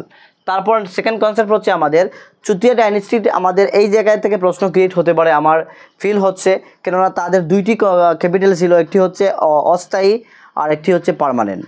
তো যদি প্রশ্ন করে what was the first capital of Chutiya dynasty, তা আনসার হবে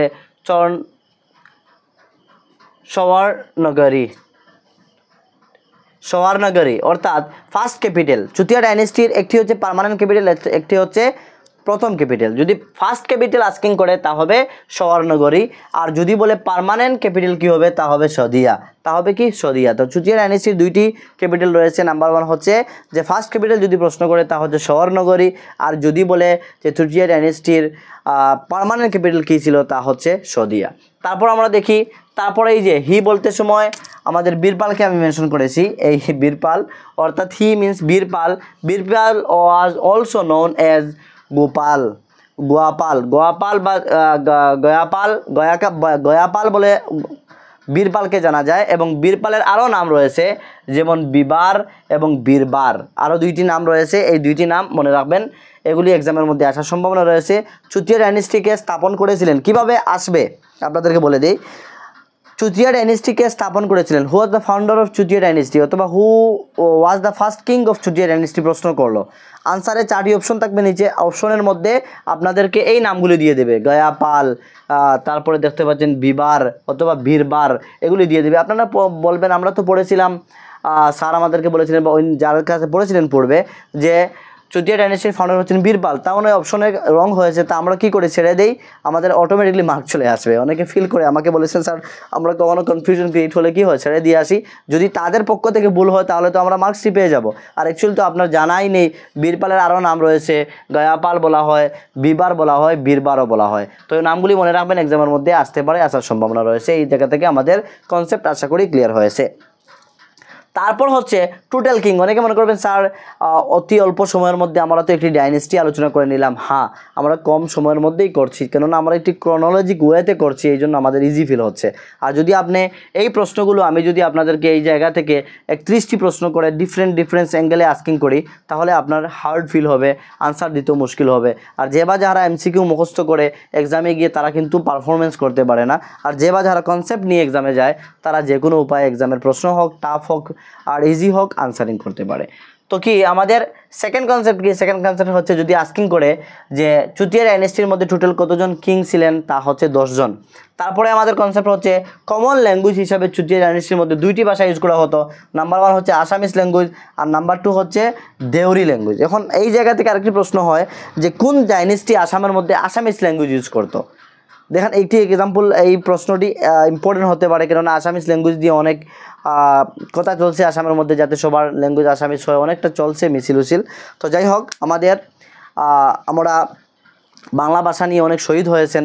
শিলচরে যে রেলওয়ে স্টেশন রয়েছে, তার বেরিয়ে আসার সময় সামনে দেখবেন মূর্তি রয়েছে। তো শহীদ দিবস পালন করা হয়, ভাষা শহীদ দিবস, তো এই বাংলা ভাষার জন্য করা হয়েছে। তো বাংলা ভাষা আমরা আমাদের সংস্কৃতি ধরে রাখবো, কেননা আমাদের ভাষা হচ্ছে বাংলা ভাষা। আমরা বাংলা ভাষাকে ভালোবাসি আর বাংলা ভাষা নিয়েই আমরা থাকবো।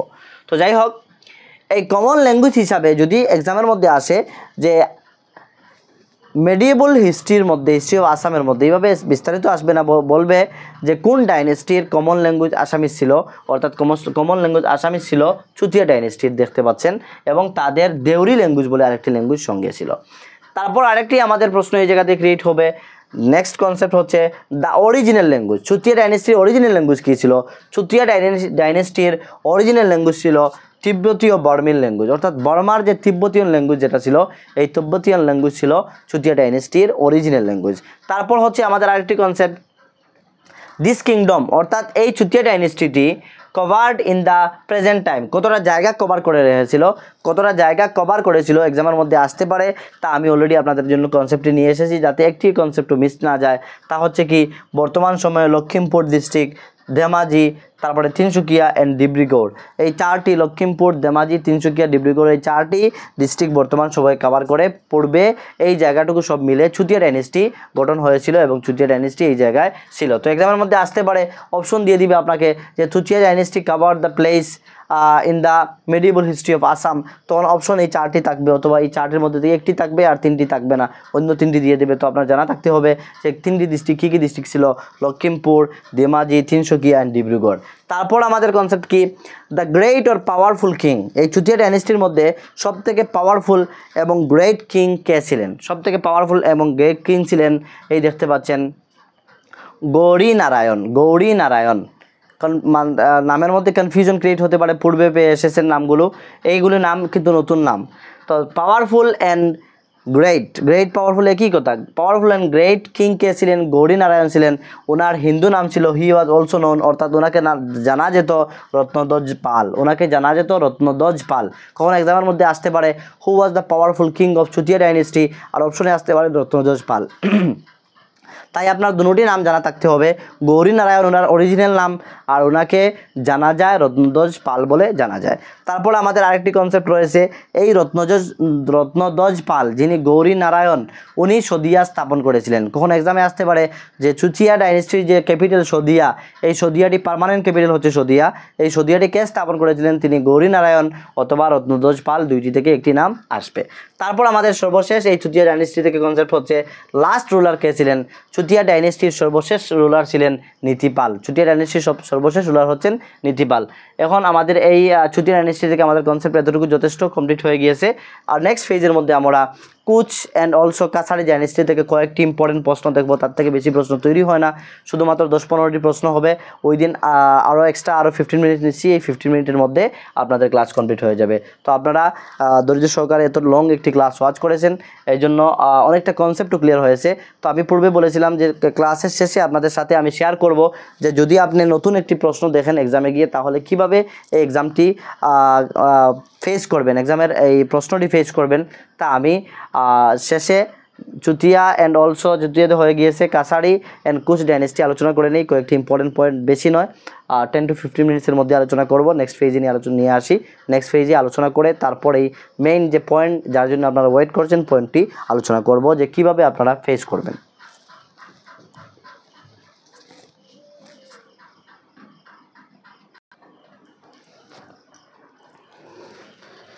আমাদের ক্লাস অন্তিম সীমায় চলে এসেছে।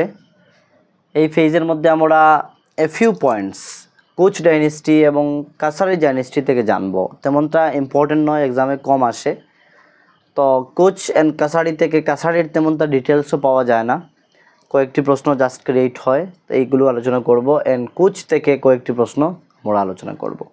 তো দেখতে পাচ্ছেন কুচ ডাইনেস্টি, কুচ ডাইনেস্টিটা সময়সীমা হচ্ছে 1510 থেকে নিয়ে 1530 অবধি পর্যন্ত।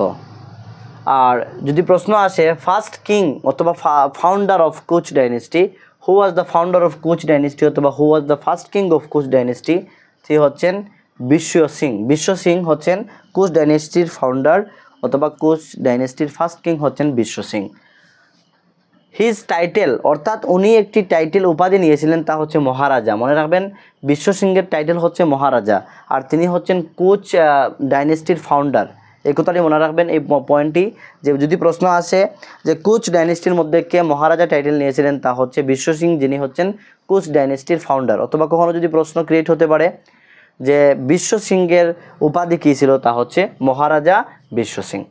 তারপর হচ্ছে he was also known as Bishu, তা ওনাকে বিশু বলেও জানা যেত, ওনার শর্ট নাম হচ্ছে বিশু, যেমন আমাদের নিকনেম থাকে। তো তেমনিভাবে কুচ ডাইনেস্টির যিনি ফাউন্ডার ফার্স্ট কিং অর্থাৎ বিশ্ব সিং, ওনাকে বিশু বলেও জানা যেত।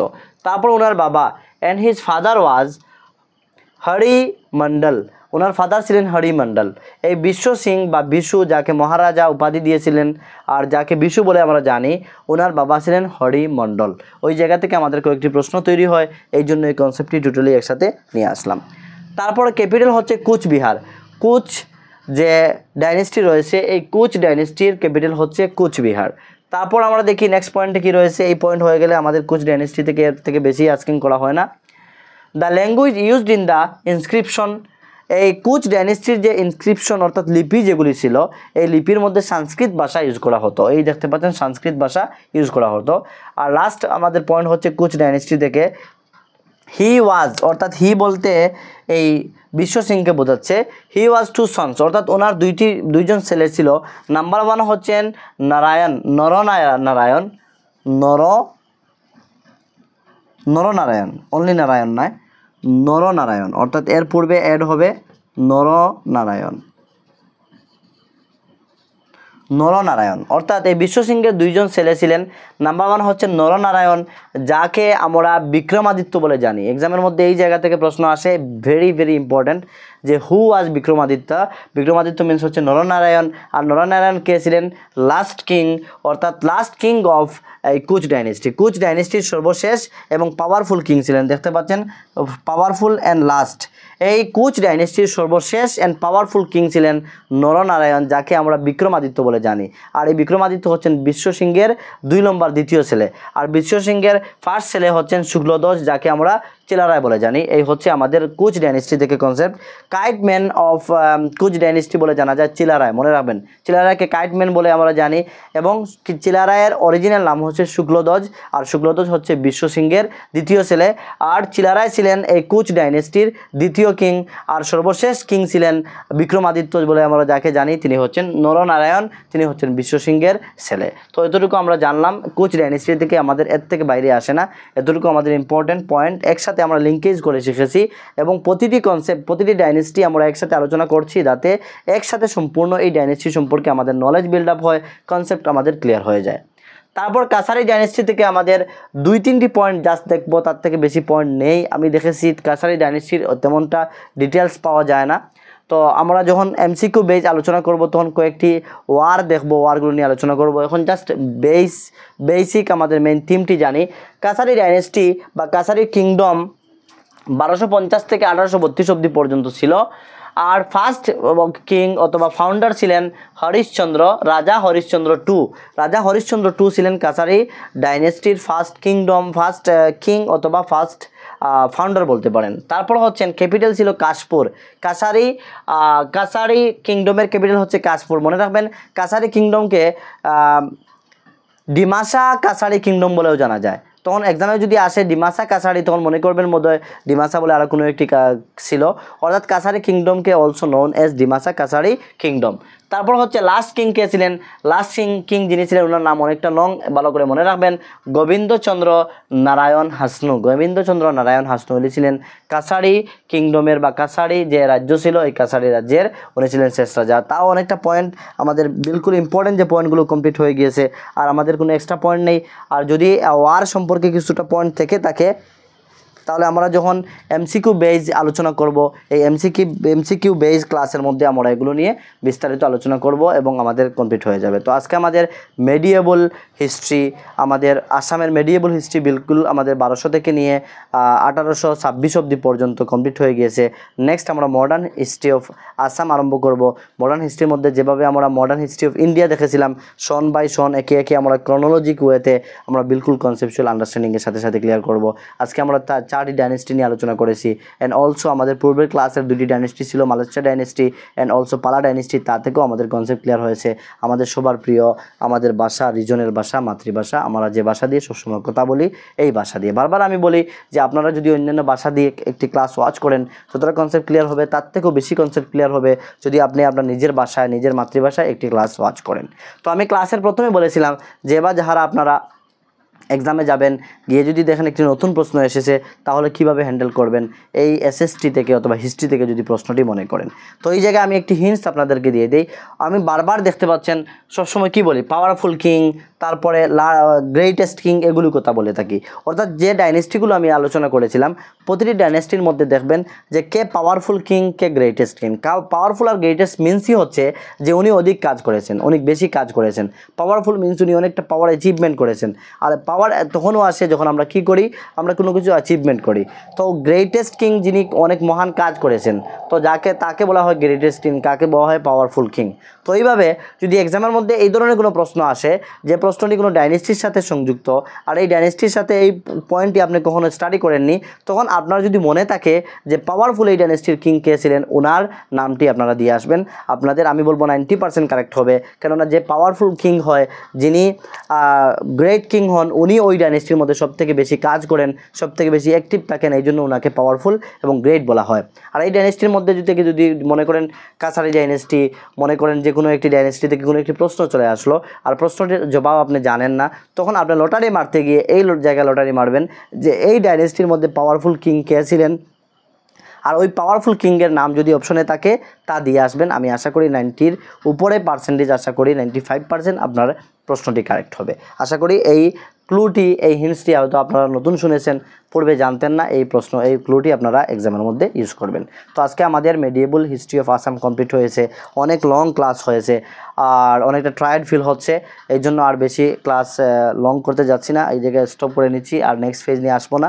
নেক্সট ফেজে ভাবছিলাম আরও কিছু প্রশ্ন আলোচনা করব, কয়েকটি এমসিকিউ, আর মেডিয়েবল হিস্ট্রিতে আমরা আলোচনা করব, অথবা মেডিয়েবল হিস্ট্রি কমপ্লিট করার পর আমাদের এমসিকিউ বেস যখন ক্লাসেস হবে 1-2টি তখন আলোচনা করব। আমাদের এখনও ইম্পর্টেন্ট অনেকটা ক্লাস রয়েছে, যেমন আফটার ইন্ডিপেন্ডেন্স ইন্ডিপেন্ডেন্স থেকে দেখতে হবে, কনস্টিটিউশন থেকে আমাদের ক্লাস রয়েছে, হেডকোয়ার্টার থেকে প্রশ্ন আমাদের আসে, হেডকোয়ার্টার দেখতে হবে, স্পোর্টস থেকে দেখতে হবে, পার্টিকুলারলি স্পোর্টস থেকে অনেকটা প্রশ্ন রয়েছে। তারপরে আসামের অনেকটা ব্রিজেস নিয়ে আলোচনা করতে হবে, স্পোর্টসের ট্রফিগুলি নিয়ে আলোচনা করতে হবে। ইনশাল্লাহ চেষ্টা করব 15 তারিখের মধ্যে আলোচনা করব, কেননা আমারও অনেকটা ব্যস্ততা রয়েছে, তারপরও আপনাদের সাথে আমি থাকছি। তাই আপনারা, যেহেতু আপনাদেরকে আমি সার্ভ করে যাচ্ছি, আপনাদেরও প্রয়োজন যাতে স্যারকে সাপোর্ট করেন। তো আপনারা সবাই আপনাদের ফ্রেন্ড সার্কেল, সোশ্যাল মিডিয়া, বিভিন্ন সোশ্যাল প্ল্যাটফর্ম গ্রুপস রয়েছে, অনেক রয়েছে। আজকে একজন ফোন করেছিলেন, ওনার নাম সেলিম বলে। উনি বলেছেন, স্যার আপনার ক্লাসটি আমি অনলি 5 ডেজ পূর্বে পেয়েছি, যদি একটু আগে পেতাম তাহলে অনেক উপকৃত হতাম। তো এইভাবে আপনারা কি করবেন, অনেক মানুষ রয়েছে, অনেক মিডল ক্লাস ফ্যামিলি থেকে বিলং করেন, অনেকে রয়েছেন কোনো পড়ার সুবিধা পাচ্ছেন না, অথবা চেষ্টা করছেন, কোনো প্রপার প্ল্যাটফর্ম পাচ্ছেন না। আমি বলছি না যে আমার ক্লাসগুলো প্রপার হচ্ছে, আমি বলছি যে বাংলা ভাষায় যে ব্লগগুলির মধ্যে অল ইন ওয়ান চ্যানেল। এই জন্য আপনারা কি করবেন, আপনাদের ফ্রেন্ড সার্কেল, রিলেটিভ সবাইকে শেয়ার করবেন, উপকৃত হবে। আর আপনার দ্বারা যদি একজন মানুষ উপকৃত হয়, ডেফিনেটলি আপনিও সব পাবেন এবং আপনারও কাজে আসবে, একদিন আপনিও তার দ্বারা উপকৃত হবেন। আর সঙ্গে আমারও স্যারকেও সাপোর্ট করা হয়ে যাবে। আমারও যেহেতু নতুন ইউটিউবে ক্লাস নিচ্ছি, তো সবার জানা হবে। এবং যে বা যারা আশা করি একদিন ক্লাস একটি দেখবেন, আশা করি ওনারা আমার সঙ্গে থাকবেন, কেননা ক্লাসগুলি এইভাবে আমি চেষ্টা করি লেভেল বেস ট্রাই করি ইউনিক করার জন্য, আমাদের ক্লাসের মধ্যে কোয়ালিটি পূর্ণ ক্লাস হওয়ার জন্য আমি চেষ্টা করি, আরও চেষ্টা করে যাব। আপনারা সবাই আমার সঙ্গে থাকবেন। সবাইকে থ্যাংক ইউ, মেনি থ্যাঙ্কস জানাই, কেননা আপনারা এই যে 3 মান্থের মধ্যে আমাকে এতটা সাপোর্ট করেছেন, ভালোবাসা দিয়েছেন। এখন অবধি পর্যন্ত 1400+ সাবস্ক্রাইবার এখন অবধি পর্যন্ত হয়ে গিয়েছেন, আপনারা আমাকে জয়েন করেছেন। আর অনেক তো আপনারা ওয়াচ করছেন, তার থেকে আমি অনেক আনন্দিত। এই জন্য আমি অনেকটা টায়ার্ড হই, অসুস্থ হই, তারপরেও আপনাদের সঙ্গে থাকি। আর আপনাদের জন্য কোনো গাইডের প্রয়োজন হয়, আমি ভিডিও ডেসক্রিপশনে গ্রুপের লিঙ্ক দিয়ে থাকি, আপনারা গ্রুপে লিঙ্কে গিয়ে জয়েন করে নেবেন। আমার এই নাম্বার রয়েছে, নাম্বারে কন্ট্যাক্ট করে আমার সাথে আলোচনা করতে পারবেন। যে কোনো গাইডের প্রয়োজন হয় আপনারা ফোন করে আমার কাছ থেকে গাইড নিতে পারবেন। যতটা আমার স্মল এক্সপিরিয়েন্স রয়েছে, অল্প এক্সপিরিয়েন্স রয়েছে, নলেজ রয়েছে, তার থেকে আমি চেষ্টা করব আপনাদেরকে গাইড করার জন্য। এই জন্য আপনারা কি করবেন, যদি এখন অবধি পর্যন্ত চ্যানেলটি সাবস্ক্রাইব করেননি, সাবস্ক্রাইব করে রাখবেন। প্রতিটি কম্পিটিটিভ এক্সামের জন্য এই চ্যানেলের মধ্যে গাইড দেওয়া হবে। Thank you so much for watching.